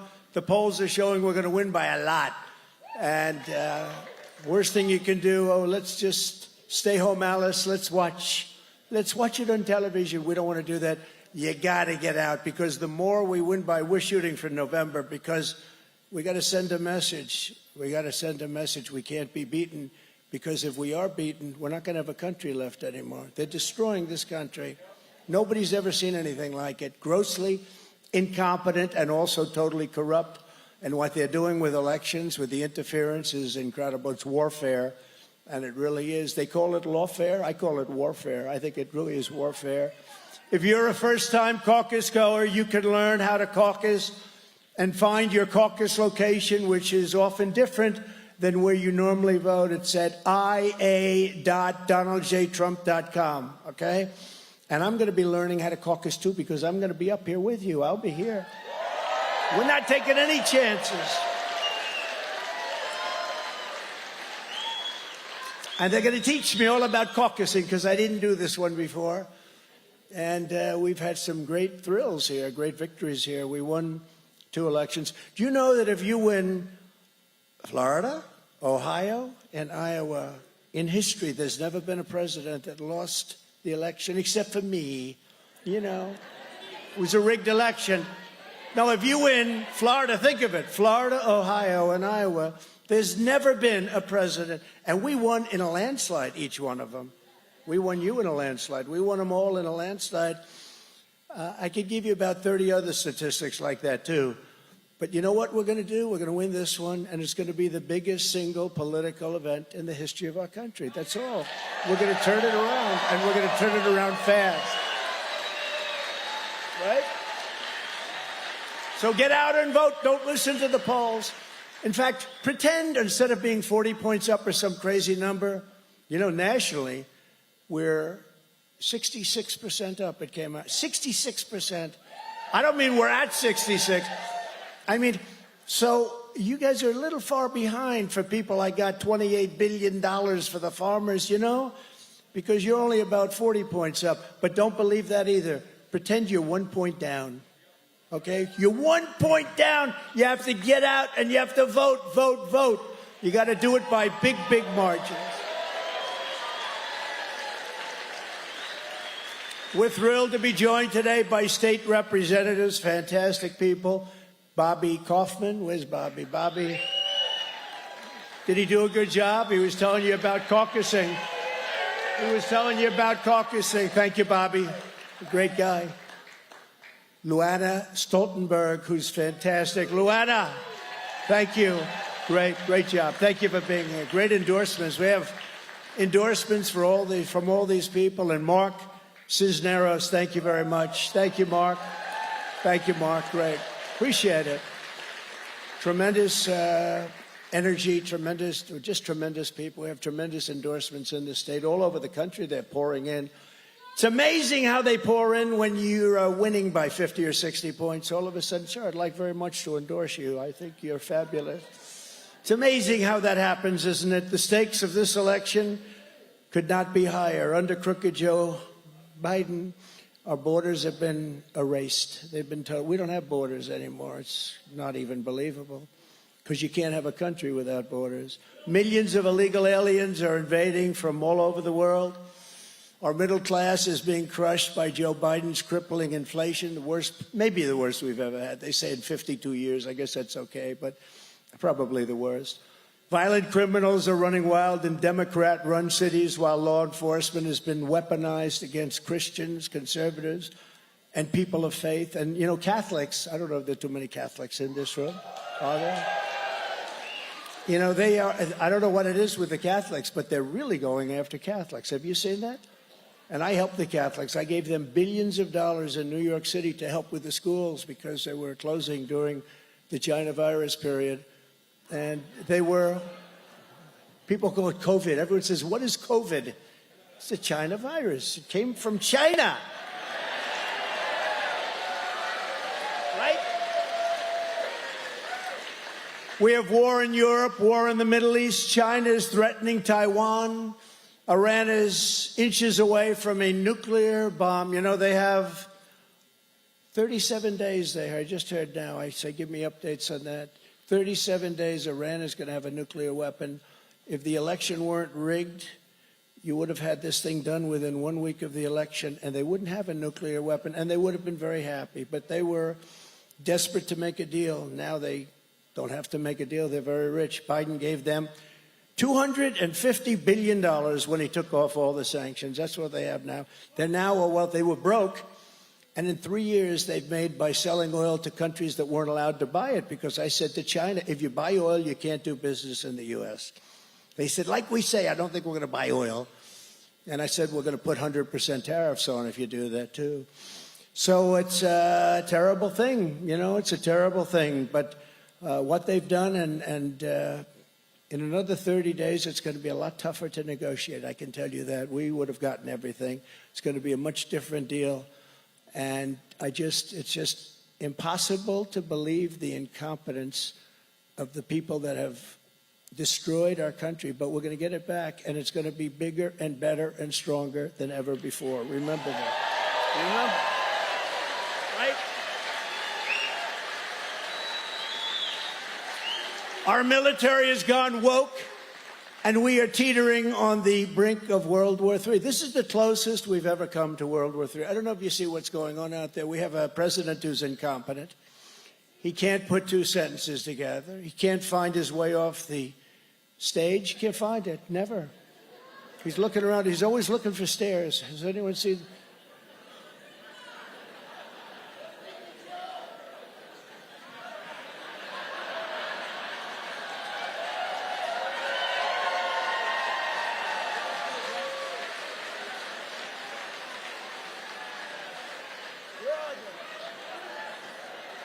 You know, to show you how dishonest the fake news is, these guys, they show that, and they say Trump could not find his way off the stage. It's true. And when I mimic him or, you know, talk like he does, which is I don't want to do it because every time I do, they say Donald Trump had a hard time. But that's how dishonest they are. Even when Sean Hannity the other night, I did a town hall. He's a good guy, too. He is a good guy. But he said, okay, because he wanted to, you're not going to be a dictator, is that, you know? I said, no, Sean, I'm going to be a dictator. I said that. Right. These guys know it better than I do. I'm going to be a dictator for one day. And we're going to build the wall. We're going to complete the wall because we built it, but we're going to clean up that hole. We're going to stop and we're going to finish. He said he could have finished it in 2 weeks. You know, we built over 500 miles of wall. Could have finished it in 2 weeks. That's when I realized where I was going. But I said, Sean, I'm going to be a dictator. But one day we're going to do the wall and we're going to become energy independent. We're going to drill, baby, drill. Drill, baby, drill. And then I said, right, because he's right there. He's on the ball, this guy. Well, he's a caucus captain. I want one of those hats, too. I like that hat more than... That is a great hat. I'm going to be, look, I'm doing caucus. I don't know if I'm a captain. I think I'll just be one of the regular folks back there. The captains are big shots with those hats. Those hats are beautiful, white and gold. But I also said to him, right, and then I'm not going to be a dictator. And one day, I said, one day, we're going to stop the invasion of our country, number one, and we're going to become energy independent. We're going to drill, baby, drill. And then I said, and then I'm not going to be a dictator any longer. So the fake news said, I'm going to be a dictator. In other words, that's where they cut it. I said, I'm going to be a dictator for one day, right? They said, I'm going to be a dictator. They cut the one day out. They cut everything out. And the headline was, Donald Trump wants to be a dictator. We've known it for years. But he's admitted it. And these are like networks. This isn't even the fake CNN and the fake MSDNC, because it is DNC. Democrat National Committee, right? You know, they like Democratic, but it sounds worse when you say Democrat. Democratic sounds too nice. They ought to change the name if they want to be called that. But these are the networks. And the other day was great because, you know, branding is a great thing. Branding is very important in life. I tell you, you want to brand. So I really branded Ron DeSanctimonious. Look, I got him elected, and then he forgot about it. You know, totally forgot. I got him elected. He was down so low, he had no chance. He came to my office. He said, please, please, tears coming down his eyes. I mean, this guy was desperate. He had somebody that was up 35 points. The Secretary of Agriculture, Adam Putnam. I didn't know the gentleman. I feel sorry for him now. I wish I would have endorsed him. He was at 42 or something. Ron was down at around 3. He was very low. And I said, you know what, okay, because on the impeachment hoax, number 1 and 2, he was one of about 150 congressmen who went on television, would fight for me a little bit. So I didn't know the other guy, so he said, all right, I did. So I pressed that little sacred button. I said, bing, and he went up like The race was over. And the other guy, Adam, he was up in Tallahassee. They were measuring the rooms for carpet. You know, the race was over. It was like about a 30-point spread or some massive spread. And he won. And then I helped him get by the Democrat opponent, who they all said, you know, good-looking guy. They said he was going to be a president someday. Had a big future. Turned out to be a crack addict. But remember that guy? He was a beauty. But he was way ahead of Ron, and we worked, and I said, we'll do a couple of rallies. We did 2 or 3 rallies. We had massive crowds. He won. And then 4 years later, they said, will you run? And he said, I have no comment. When he said, I said, he's going to run. This guy's going to run. I got him elected, and I got him elected. You know, some people I help. Some people don't need help. I think they all need help, actually, because it's tough out there. But some people don't need much. He was dead. It was over. He was going to go out. He was going to either work at a pizza chain or he was going to work in a law office. And he was dead. He was gone. I got him elected. And then they said, are you going to run? He said, I have no comment on that. I said, this guy's going to run. And my people in the back, they said, sir, don't hit him so hard. He's a Republican, sir. I said, I don't care if he's a Republican. Who the hell cares if he's a Republican? And by the way, we're people of common sense. You know, we're conservative, I guess, and all, right? But what we really are is, because this is what being conservative, I think, is, they're people of common sense. We want borders. We want fair elections. We want low interest rates. We want strong military. We want low taxes. We gave you the biggest tax decrease ever. No, we're people of common sense. We want voter ID, right? Can you imagine? They don't want voter ID. Why does somebody not want voter ID? Because they want to cheat. I'm the only candidate in this race who is up to the task of saving America from every single Biden disaster starting day one. I know every one of them. I know what they've done. We're going to knock them out very quickly. And you won't have to buy an electric car, and you'll be able to cook on your gas stove from day one. And if you want to buy it, you can. But you're going to have a lot of choices. You're going to have a lot of choices, all right? You're going to have, you know, we have something called liquid gold under our feet, right? That equates to gasoline for a car. But it's oil and gas. We have more than any other country. We were making a fortune. We were energy independent. Energy was at the lowest point for decades and decades. We were selling it. We were going to sell to Europe. We were going to sell to Asia. We're going to make so much money. We're going to reduce our debt. But then we had this terrible situation with the election, which was, we can never let that happen again. We can't let it happen again. If it happens again, this country is finished. This country is finished. Since 2016, you and I have been in this battle side by side. And I recognize a lot of the people in this room. We've been doing this for a while. That's why I showed up tonight. I know you. You're not going to take that very nice. Ladies, after standing in line for 6 hours and being in here for 3 hours, although you're listening to good music, right? And then I come and say, I'm not going to show up tonight, Clinton. I think that's the end of that. You'd probably vote for Ron DeSanctimonious, Nikki Haley, Vivek. Would you vote for Vivek? You wouldn't vote for sloppy Chris Christie, I don't think. That much you wouldn't do. But taking on the entire corrupt system in Washington like no one's ever done before, we've done that together. Together we stood up, and we really did. We stood up to the failed establishment, the corrupt media. They're the most corrupt people on earth. They are as bad as anybody.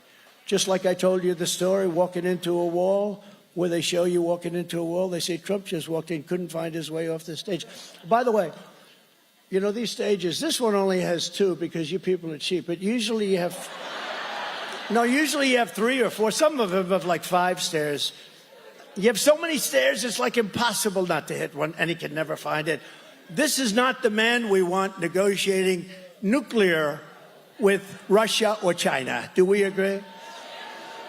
But we stood up, and we stood up to the deep state, the globalists, the warmongers. People that want to go into war with every country, that even countries you've never even heard of. They don't even want us over there. The Wall Street special interests, the open borders fanatics, the Green New Scam people, you know, the Green New Scam. We're spending trillions of dollars on the Green New Scam. And the radical left, we achieved more than any administration in the history of our country. We've done things that nobody believed possible. I mean, biggest tax cut in history, biggest regulation cuts in history. greatest job numbers in history. I mean, we have, their job numbers are fake because a lot of people aren't looking for jobs because they handed them so much money. And those people won't be working for a long time. They're not real job numbers. And our country is in trouble. I actually think that if for any reason something happens and we don't win, I think we're going to go into a depression. The reason the stock market's good is because every poll has us winning by a lot. And every time there's a good poll, watch it, the stock market goes up and up and up and up. And if something happened where it gets stolen, because it's the only way they're going to do it, they're professional thieves. They're the greatest. If they devoted that genius to fixing our country, we would have the most successful country ever, ever. But they're not. They want to destroy the country. With your vote, these caucuses, we're going to finish the job bigger and better and stronger than ever before. Our country will be, believe it or not, it's hard to believe now because you see those scenes at the border with millions of people trying to get in. And don't forget, many of those people are from prisons. Many of those people are from mental institutions, insane asylums. Many of them are terrorists. Many of them are terrorists. We have people coming into our country, and we're going to get them out. We're going to have to, because no country can sustain this. You can't sustain this. Together we have fought long and hard to rescue the Republican Party from the likes of Mitt Romney. How bad is Mitt Romney? Is he the worst? He likes to pretend he's like legit. Remember he did the thing on Twitter? By the way, truth is the best. There's nothing like truth. But in those days it was Twitter, where he had the fake name. Very good. Pierre Delecto. Who the hell said that? That's very good. I was just going to say it. This guy is serious politics, right? That's why we kept Iowa in. That's why we kept, you're only first. You're first in the nation. You're first because of me, not because of anyone else. They like to take credit. They said, sir, could you help us? I said, yeah, I'll do it. I'm going to keep it because I made that pledge to you 7 years ago. I said, if we win, you're going to be first in the nation. They wanted to move you to the back of the pack. And in fact, the Democrats basically have done that. They're not going to be here with us, which is fine as far as I'm concerned. I think it was a stupid decision because to me, Iowa, it means farmers. It means just beautiful, everything. I drove here even in this horrible rain and snow. Well, it's pretty beautiful, actually. The snow came down, the rain came. I saw everything in a period of 20 minutes from... I saw every form of weather in the period of about 25 minutes because we were going slightly fast. Thank you very much, Secret Service. We're going like... Boom. Those red lights, they didn't mean a thing. It was just... But I saw every form of weather you can see. But we're going to do something. We're going to do something really, really great. This will be... When we win, people want to say, I always like to say if, because I don't want to jinx it. You understand? Does anyone understand? They say, sir, not if, it's when. I've seen what they can do. They can work magic where you're winning in Pennsylvania by like close to 1 million votes, and all of a sudden a miracle happens at 3:02 in the morning. They found another 1 million ballots. So we've got very good people. I'll tell you, we have a great group of people. And we had that was China virus territory. And a lot of people were afraid to come out, like security and a lot of people. They were afraid. Nobody knew what was going on. But we have good people. I can't imagine it would be possible. They're going to try. They have all their A-team out. That's the only thing they do well, actually. They cheat and also misinformation. They say, we really want to run against Trump. Well, how did that work out for Hillary? Not too good. And remember, last time, we did much better than we did in 2016. We got like 12 million more votes, right? We got more votes than any sitting president in history. And we lost to a guy that never left his basement. He didn't get 80 million votes. He didn't get 80 million votes. And they have a big enthusiasm problem now. It's interesting, speaking of that, so I left the hotel this morning here. And they said, sir, Nikki Haley's going to have a very big protest outside. So I figured I'm going to walk down, I'll wave to everybody, and, they'll have a protest. There was nobody there. There was one guy who was the nicest guy. He had a little tiny Haley. The name was like this big. It wasn't like that guy or these people with those beautiful signs, L. but it wasn't like that tiny little thing you could barely read. I was actually going to suggest that he make it larger, but he was a nice guy. He goes, "Hi, President Trump." "Hi." "Hi." I said, "Hi." I could have persuaded him, but I was late for the other rally. I wanted to be nice on time. Unlike what I was for you, I wanted to be on time. But this big rally turned out to be one person, the nicest rally goer I've ever seen for the other side. I'm sure he's going to vote for us. I was nice to him. I said, "Hi. Make sure you go and vote." And he said, "Thank you very much." But that's what they have. They have no enthusiasm. Our people have enthusiasm. So I heard it's going to be very...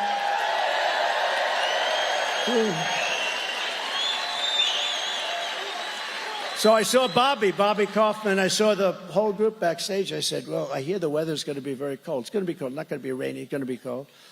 And they said, "That's good." "Why is it good?" "Why is that good?" "Because the other side will never vote because they don't have any enthusiasm. We won't lose one vote because our people," they use the term, "will walk on glass." They're not going to stay away. They're going to walk on glass.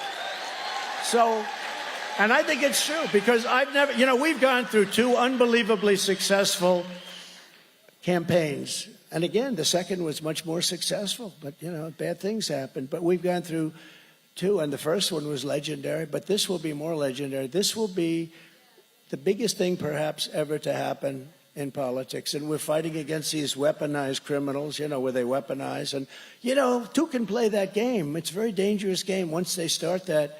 We could have done a lot of stuff, too. I thought it was so bad for the country. And it is very bad for the country.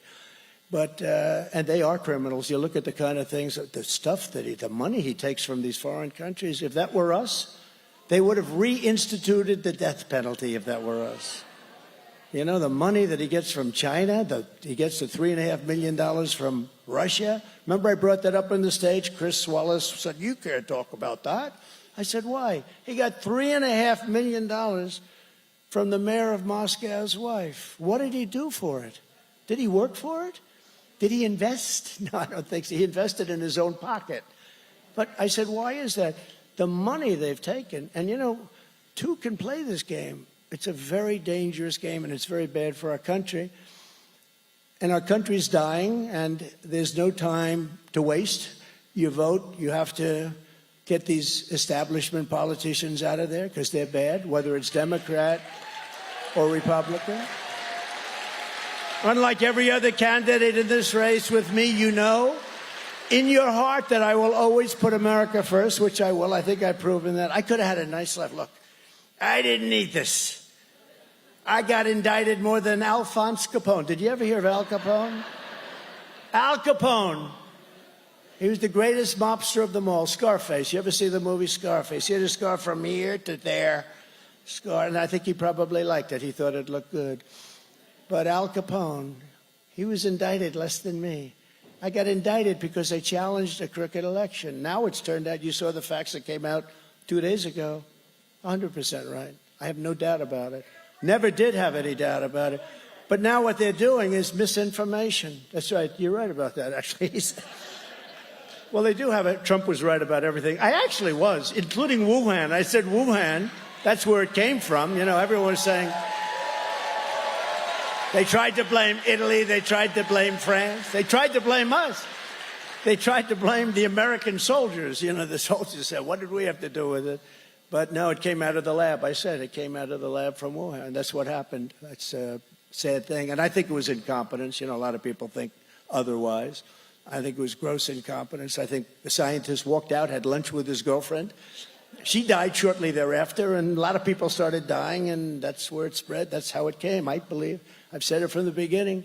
But a vote for Donald Trump in these caucuses is a vote to secure your border, a vote to stop the invasion of our country.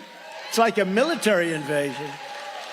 Because I believe they're killing 300,000 people a year. Not, you always hear 90. I've been hearing 90 for 15 years.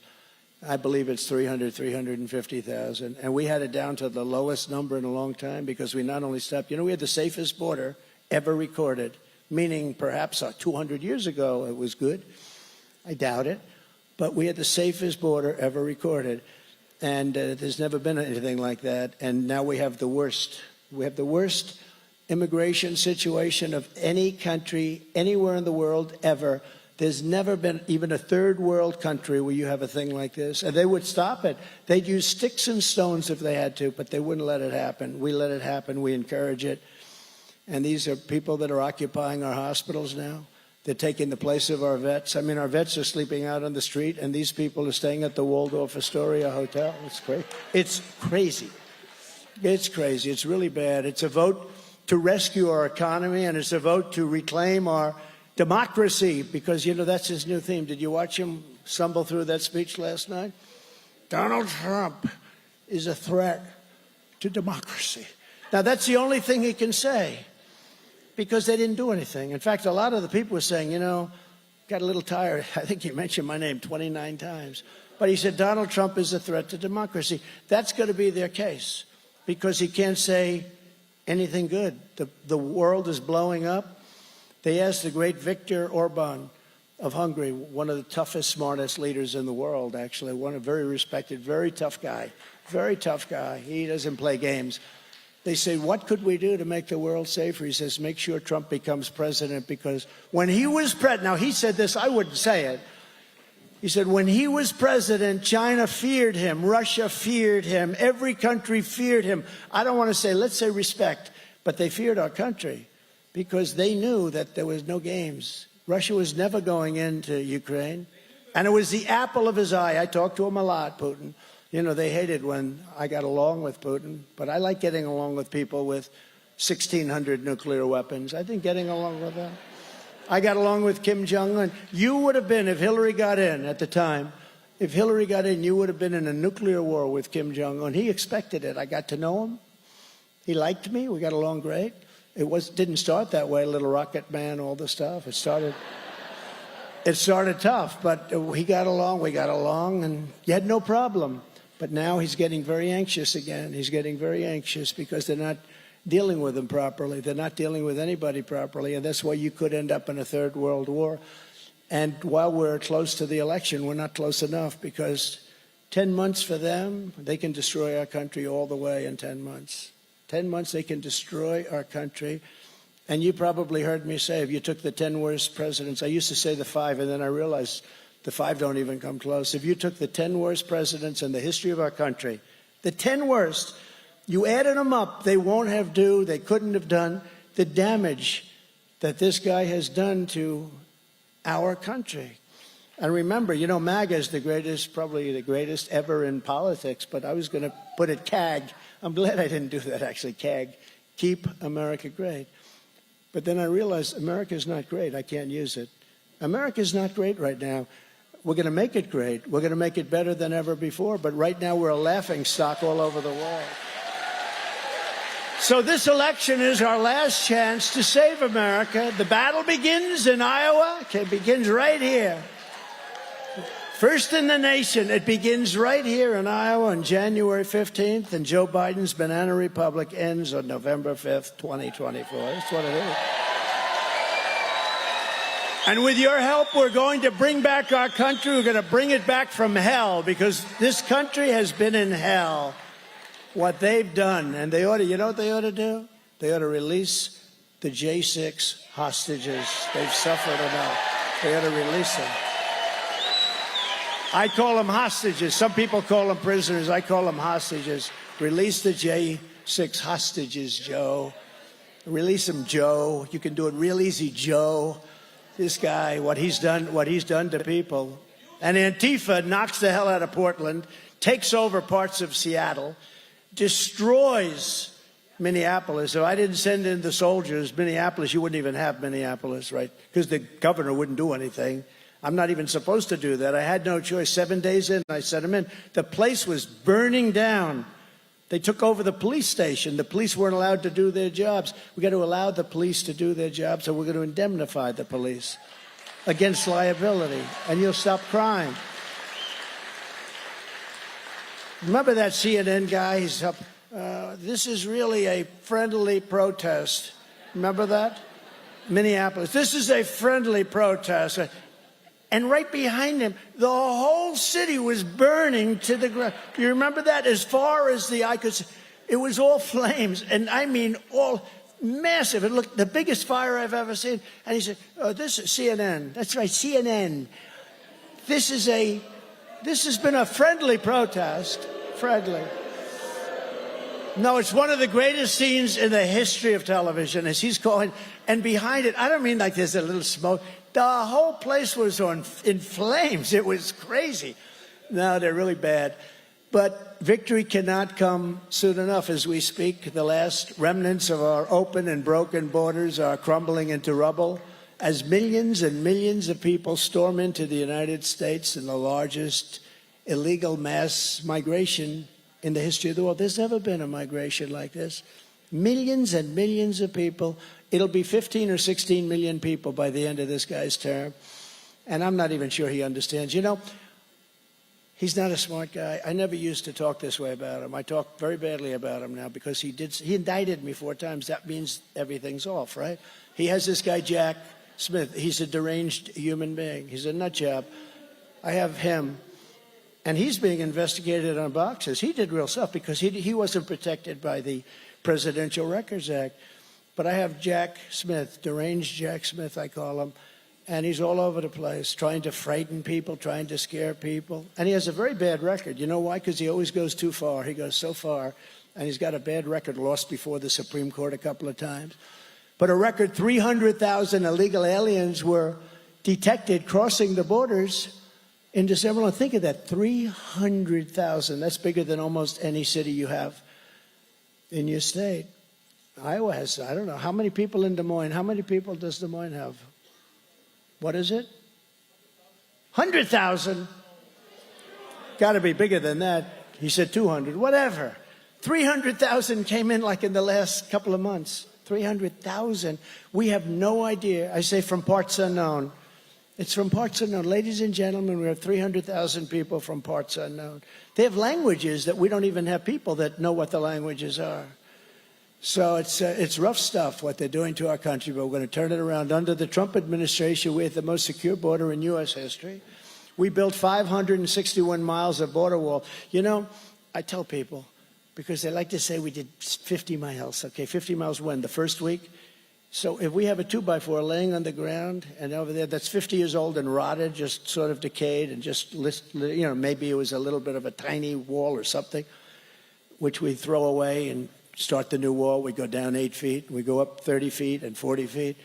But if there's a little piece of steel that's 50 years old that's rotted, laying on the ground, they say, he didn't build a wall there. That was just a renovation. These people are sick. And you do. You have garbage laying up and down the border. Anytime you had anything, if it was a piece of paper laying, they say it was a renovation because they don't want you. We did an unbelievable job. The reason our numbers are so good are that. And, of course, I got 28,000 soldiers free of charge from Mexico. Not easy to get. When I went to the president, I said, you have to give us 28,000 soldiers while we're building the wall. And remember when I used to say Mexico will pay for pieces of the wall, but you can't do it legally. It's a little hard for them to pay for a wall that we own. You know, it's not that easy. But there was no real legal mechanism. But there was a mechanism where they could pay for soldiers. So I want 28,000 soldiers on the border. I want a remain in Mexico policy. I got all this stuff. And I got it despite the State Department. Everyone else telling me you can't get it. A woman at the State Department was terrific, but she was not a good negotiator. She said, sir, you can't get free soldiers from Mexico. We've been asking them for years. They won't do it. I said, yes, they will. 100% they'll do it. 100%. And as far as catch and release, you know, catch and release meant we release them into our country. We had a new definition. Catch and release, we release them into Mexico. Slight difference, slight difference. And then we had remain in Mexico. Remember Tijuana? Tijuana, over about a 2-week period, became like the largest city in the world. I'm only kidding when I say, I have to be very careful because when I say something like that and I'm sarcastic, they say, he called Tijuana the largest city. And Seoul is larger. And Beijing is larger, you know. If you're a little sarcastic with these characters, they say, he lied, we're giving him a Pinocchio, you know, Pinocchio, 4 stars. Because I said Tijuana, but Tijuana became a massive mess because they had hundreds of thousands of people there that we wouldn't allow into the country. Biden ended that. It wasn't easy to get. And I was very tough with Mexico. I said, you know, you do this. And by the way, Mexico now is asking for $5 billion if we want them to help us keep people out of our country. They would never have done that with me. I said, look, if you don't do it, because they had a representative come in, I said, if you don't do that, and he was a handsome guy, came in, and I really do. I like the president of Mexico. He's a great guy. He's a socialist. But what the hell can you do? You can't have them all, right? But he's a great guy. And he sent his top negotiator, his top representative, came in, very handsome, suave guy, beautifully dressed. I remember how good I was going to ask him for his tailor, but I didn't feel like going to Mexico to get a suit. It wasn't worthwhile to go to Mexico to get a suit. But very suave guy. And I said, we need 28,000 soldiers, and you're going to have to pay for them. No. He looks laughing. Oh, no, we won't do it. Oh, yes, you will. No, you will do it. 100%. You're going to do it. No, we're not going to do it. Yes, you will. You will do it. You'll do it. And he didn't know what was going on. Then I said, we want remain in Mexico. Everybody that's at the border is going to remain in Mexico. And did we create a mess there? Because Tijuana and these cities along the border they had a lot of people. And no, we won't do that. We can't allow that. We're not equipped for that. I said, yes, you are. You're going to do it. And then we had other things, including our title program, where we had, if sick people are sick, we don't want them in our country. We don't want them in our country. So he said, no. I said, yes, you're going to do it. Don't worry about it. He said, we will not do it. You're going to do it. 100% you're going to do it. I said, here's the story. In front of me, I have a piece of paper that I actually signed. On Monday morning, this was Friday afternoon, on Monday morning, we're going to charge every piece of equipment, every car that you took out of the United States. They took out 32% of our business. They make them in Mexico. They have some of the largest auto plants in the world. They stole them from our stupid people. Our stupid, I hate to say it because, again, I have a lot of respect for a president, but our presidents were very stupid when they allowed this to happen. 32% of our automobile business was taken out of our country and is in Mexico. So they send massive numbers, millions of cars into our country. I said, we're going to charge you 25% on every car that comes into our country and 25% on every item. And in 2 months, it goes to 50%. And in 2 months after that, it goes to 75%. And maybe I'll stop at 75%. And he goes, no. And he said, may I be excused? May I make a phone call? And he comes back. I said, but make it quick if you would. I have to get out of here. And I tell you, I really impressed the woman at the State Department, because she was a good woman. But she said, I can't believe this. Because all these things, and I asked Tom Holman, I asked Brandon Judd, they're great guys, by the way. All they had to do was let them do their jobs. This guy would go to the beach. If he didn't tell him to do it, if he went to the beach, that little chair that he holds up, of course, it's like 3 ounces, right? A child they're meant for children to lift them for the grandfather, right? He can't lift them. Did you see how he couldn't get it out of the sand? The thing weighs like 6 ounces, I guess. And if he would have gone to the beach, because somebody in his campaign said, you look really good in a bathing suit.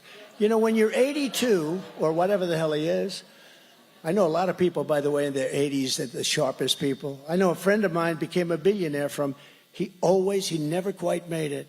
And then he hit big from 80 to 90. He became worth billions of dollars. This is not an age thing. This is something else is going on up there with this guy.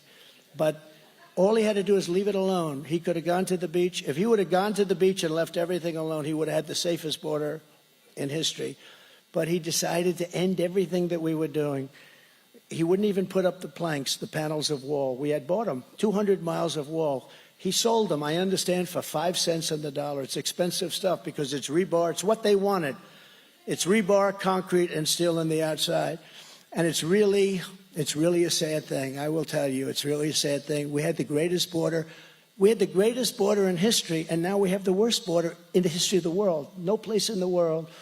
But Ron DeSanctimonious, Nikki Haley, and the rest they're never going to be into securing the border because they're globalists. They want the globe. They like the globe, and they believe it. Maybe they're right. I don't think they're right. I think I've proven they're not right. And we want to protect America, and we'll help people, but we want to protect America. We've got $35 trillion in debt. That debt, we were going to be drilling like crazy, and we became number one. We went from number 4 to number 1 in a period of short period of time. We were so drill, baby, drill. You're right about that. But we were doing so well. It was Saudi Arabia and then Russia, and we were down here. And you have to see the chart. I got to get the chart for the people at some point. It goes like we're down here, then all of a sudden we go, Trump gets in, he goes, shh. And we passed Russia, we passed Saudi Arabia, we were doing more, and soon we were going to be energy dominant. We were energy independent, but we were going to be selling to Europe, to Asia, all over the world we were going to be selling. We would have been paying off our debt. It was unbelievable. Then this guy comes in and stopped everything. He gave up Anwar in Alaska. I got Anwar, so proud of it. I got Anwar. Nobody could do it. Ronald Reagan couldn't do it. He tried so hard he couldn't get it approved. And that was a lot easier environmentally, a lot easier in those days. But I got it approved. We were going to start drilling in Anwar very shortly. Great for Alaska, but great for the country, for the world. The largest site, probably bigger than Saudi Arabia. Think of that. And he ended it in his first week. He terminated everything I did. We worked our asses off to get that. He terminated everything that I did on Anwar. That would have made so much money for this country, but we're going to pay off debt. We had a machine going, and then we had a rigged election, and all of that ended. Then we had inflation, which was caused, by the way, by energy. You know, when your gasoline triples and quadruples and your heating and your house goes up, everything else is going to go up too. The bakery is going to go up. They deliver their donuts and they use their fuel to cook the whatever it is. Everything goes up. Energy is so big, and we had it at a level that nobody... We had the greatest economy in the history of the world. We had the greatest economy, and they blew it. And we had no inflation. One of the biggest donors to Nikki Haley's campaign is this slob known as Reid Hoffman, the big slob. I can't use the word fat, so I won't. They'll criticize me. If I say fat, you're not allowed to use fat, so I will not call him a fat slob. I'll just call him a slob. You're allowed to. But a real slob, you got to look at a picture of this guy. But he's a rich guy. He supports crooked. Think of it. He supports all of these crooked people, but he also supports Haley. Can you believe it? You know why? Because they don't want to run against Trump. But they're great on misinformation, disinformation. It's almost the same, but it's actually not. But we won't go into definitions. They are great on misinformation, disinformation. We want to run against Trump. That's what Hillary said, too. Let's run against Trump. That'll be wonderful. But we want to run against Trump. We beat him the first time. We beat him this. They don't want to run against me. But they say that because that's sort of demeaning. Every poll has us beating Biden. They're losing to Biden. They all say, oh, well, we're going to win. They're not going to win. First of all, they can't beat me. They're 50, 60 points down. They're not going to win. And they're going to get hit harder than me. So with me, they hit me. And they won't take it like I take it, because I take it. People do say, they say, two questions they have for me. One is, sir, how do you do it? How do you take it? And the other one is, will they do it again? They better not do it again. We have a lot of good people, and we're fighting like hell. I actually say, don't worry about the vote. We're going to get plenty of votes. Just worry about securing the vote. And we used to say election day, right? But today you have election period. You have some of these things that go on for 55 days. We want one-day voting. We want paper ballots, and we want voter ID.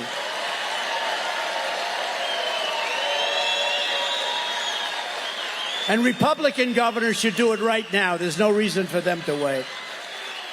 But much like with Ron DeSanctimonious, the people who fund Nikki Haley aren't working for your interest. They're working for their interest. They really are. And look, I know them both very well. I mean, they're very disloyal. Nikki would say, I will never run against the president. He did this for years. I will never run against the president. He was a great president. I will never run. I always used to say, that's nice. But I knew her. So I figured, when's it going to come? Because she can't help herself. I knew it. And then one day she called it, and that's, I've decided to run for president. I'm not going to do the job for you. She's not going to do the job. So you have that, and you have Biden, and all they're going to do is grant amnesty to Biden's illegal aliens, and they'll do it very early because they believed in that. And they also believed in hurting your Social Security. They believed in hurting your Medicare. And I didn't. Ron DeSanctimonious wanted to lift the age from a much different number, much different, up to above 70. And he voted on it 3 times. You don't want that.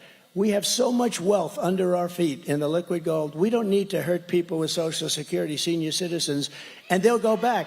When Ron, and the same thing with Nikki, both of them, I wouldn't tell you who to vote for. I tell you, I wouldn't know. They're both not good. They're both, there's a rumor that Ron's going to leave the race right after this. I read it. No, he's going to endorse me. I don't know if that's true or not. I make it much harder for him to, but that's okay. It doesn't matter. But the rumors, a big story just came out. Did anybody see it? That Ron's going to leave. So you're really into politics, you. And going to leave the race. He's going to endorse me, and that's going to be it. Well, that would be nice. But you know what? It's important. We got to get the biggest vote because I'm thinking more about November. We have to send a signal to these crooked people out there, to a corrupt Washington. By the way, we're going to also federalize Washington. We're going to take over our capital, which is so dirty, so horrible, and so unsafe. 3 people killed over the last couple of days, shot, tourists. The parks are disgusting, the most beautiful parks in the world. The buildings have graffiti, the white marble columns are beautiful. The statuary marble, the most beautiful marble you've ever seen, gorgeous columns that are 10 feet thick, and they've got graffiti all over. They have swastikas on them. We don't do anything. It's filthy dirty. We're going to redo it. We're going to get rid of the slums. We're going to redo it. We're going to bring it back. It's going to be the most beautiful capital in the world. And most importantly, we're going to make it safe. We're going to give the police back their authority. We're going to make it safe so people can actually walk down the street without getting shot. And we're going to do that, the same things for our cities, because our cities are in tremendous decay right now. Our cities are all run by Democrats, the cities we're talking about. But we're going to go into our major cities, New York, Chicago, Los Angeles, and we're going to rebuild our cities and we're going to make them safe. We're going to give the police back their authority. We're going to indemnify the police so that when they get sued all the time, they get sued and the city doesn't back them up. But we're going to indemnify our police. So if they stop criminals from robbing stores, how about this new phenomena where 300-400 people, mostly young people, go into a department store and they just loot the hell out of it. There's nothing left in the store, and then they have to close. They spent millions of dollars building it, millions of dollars stocking it, and these guys go in a half hour. They walk out with televisions. Those people are going to be dealt with so tough. And as soon as and you know what I mean by tough. And as soon as that happens, in one day, the whole thing will stop. But we have to bring back our police. We have to help our police. We have to love our police. I met a lot of you great policemen backstage. And they know how to do it. But we're going to indemnify them because they do get sued. They get sued. And you're going to always have some bad apples. You're always going to have that, I'm sorry, no matter what. But, you know, we can't let that because we've gone the other way. The police, it's like they have no power. They can't even talk to people. Don't shout. Don't shout. If they're robbing, how about this? If they're robbing a store, let them rob it. This is the orders to the police. Let them rob the store. No. If they're robbing the store, they're going to be so tough. I don't know if we'll do the Clint Eastwood thing, right? Make my day. He wants to do that. Remember Clint Eastwood? Make my day. Go ahead. He had the gun to spare. Make my day. Go ahead. The guy's inching toward the gun. I don't know that we'll do that, but could be close. I mean, could be. But not one thing has gotten better under crooked Joe Biden, under the Trump administration. Think of it, not one thing. Name me one thing that's gotten better. Well, inflation's gotten bigger. That's about the only thing you can say, right? What a disaster. You know, we're up almost 30% over 3 years. And, you know, you're not going to bring that down.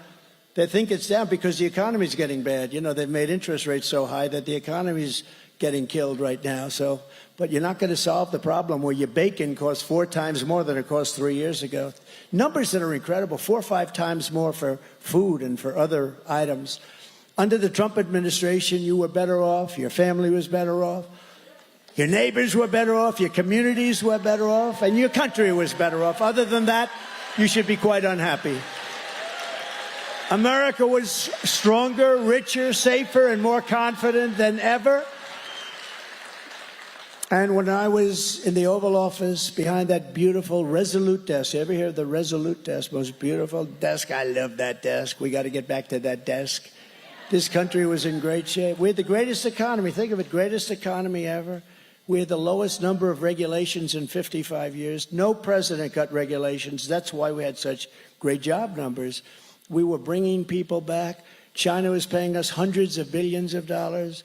We were giving a lot of it to the farmers in Iowa and Nebraska and other great places.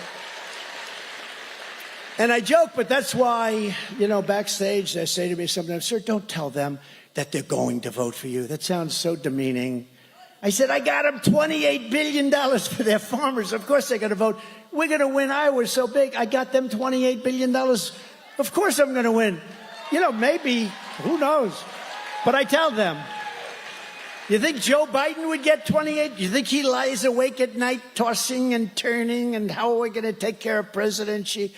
President Xi is very smart and it's all business. You meet him. We will now get down to business. And I said, this is a little different. This isn't, gee, it's a nice day. How's the sky? This is serious stuff. These guys are serious. And there's nobody smarter. They're smart. They're cunning. They love their country. Different forms of love. Thank you. I agree with that, actually. But different forms of love. But they're tough and they're smart. You look at France, Emmanuel Macron. He was going to put taxes on. I said, you're going to put those taxes on? I'm going to put a tax on your champagne and your wine coming in. We're going to put big, big taxes on. So I will tell you this. We are going to bring this country back to a level that you haven't seen before. We're going to bring the country back like it hasn't. And by the way, here's some of my staff. They can't get enough of me, so they come out to watch. The great Susie Wiles, the legendary Susie Wiles. She ran Florida for me. Nobody wants to say it, but I got 1.4 million more votes than Ron DeSanctimonious. He only got good votes because I endorsed him. But we got 1.4 or 1.5 million more votes than Ron DeSanctimonious. But she ran it for me. Now she's running the whole campaign. I shouldn't say this. I'll make her famous. Then somebody's going to hire her away. But I don't think that's going to happen because she's into it. Do you know that gentleman right there? Very famous man. Walt.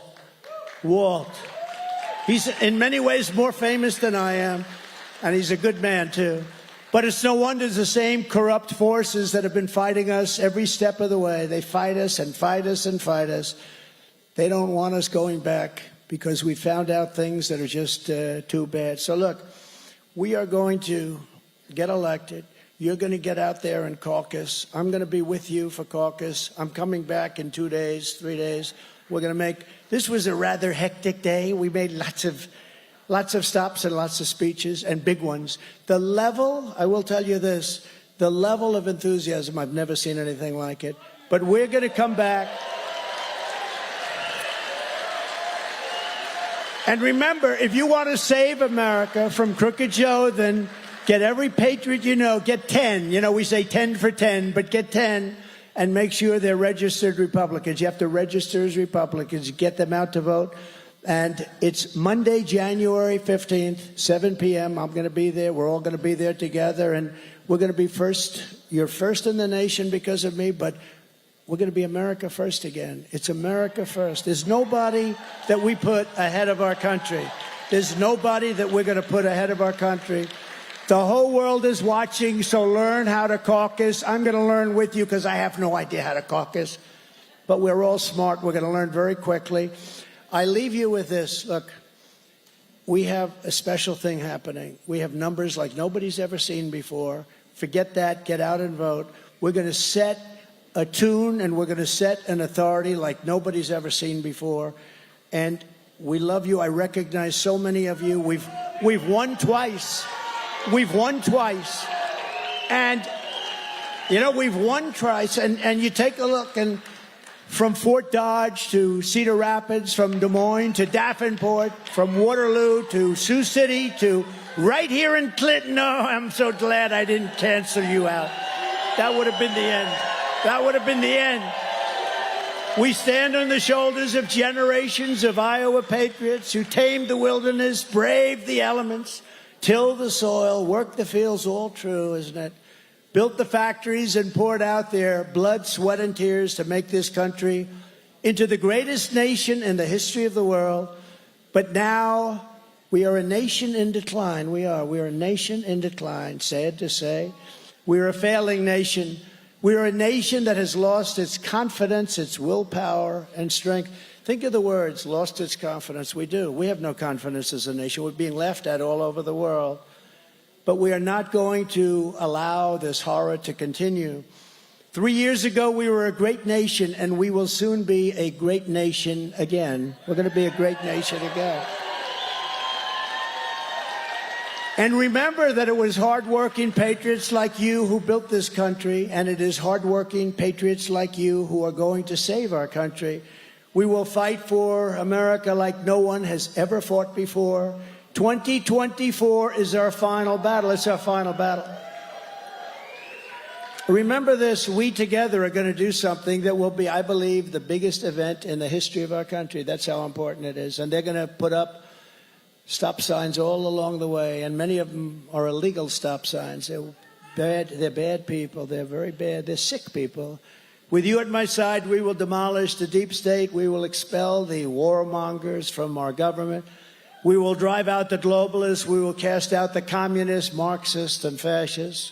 We will throw off the sick political class that hates our country. They hate our country with a passion. It can be the only reason they do what they do. We will rout the fake news media, those people right there. And we will evict crooked Joe Biden from the White House on election night 2024.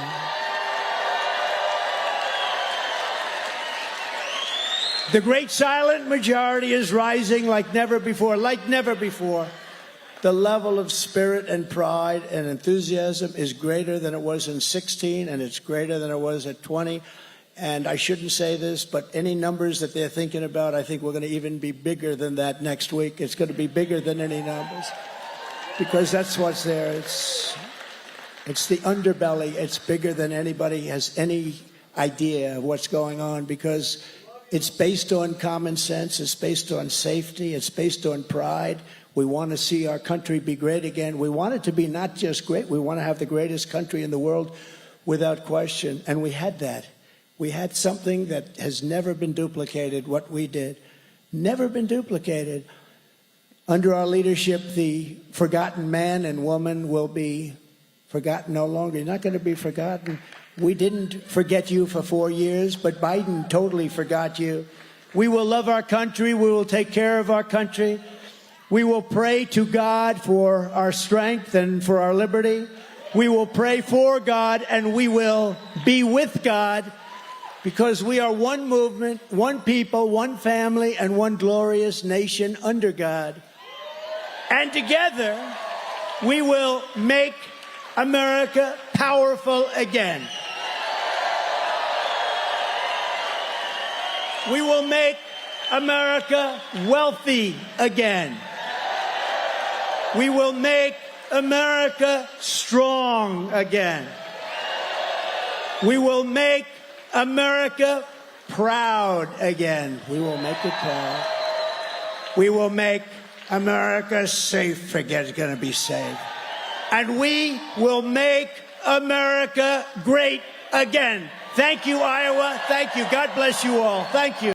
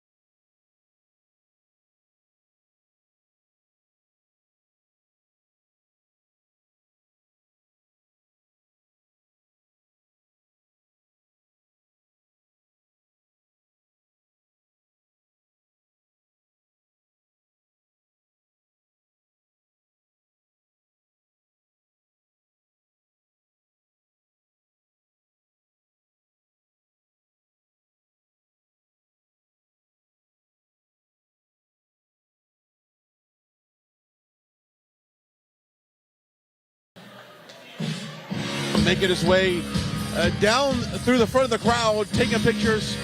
Looks like he might even sign a couple of hats. What a tremendous speech, and of course made light of the fact that he had some travel issues getting here, but nevertheless this crowd did not care one bit, and they received him in what we would expect to be a very highly energetic response. We want to thank our partners for today, the Birch Gold Group. Without a doubt, to invest in gold, silver, and precious metal, just simply text the words Trump to 989898. Get that free information kit on how to invest in gold, silver, precious metals. Convert that traditional IRA into a gold-backed IRA from our friends over at the Birch Gold Group. Also, pick up the book, freetrumpbook.com, freetrumpbook.com. What a great illustration that shows all the accomplishments from President Trump that your kids will not learn in school, and of course, they will not see it on the University of TikTok. But you can get this book right to your house, freetrumpbook.com. Also, pick up the wellness kit, this emergency wellness kit provided by our friends Dr. Peter McAuliffe. World-renowned doctors have prepared you and your family to deal with any type of crisis that can come up, from ivermectin to COVID-19 to bug bites. This emergency medical kit has it all for you. The information for that is on your screen. Also, our friends over the Tax Network USA, no matter what your tax problem is, they can help you. If time is not on your side, please reach out to our friends over at Tax Network USA and put your tax problems behind. Don't forget about our friend Mike Lindell over at MyPillow. If you miss any shopping, you can do it right there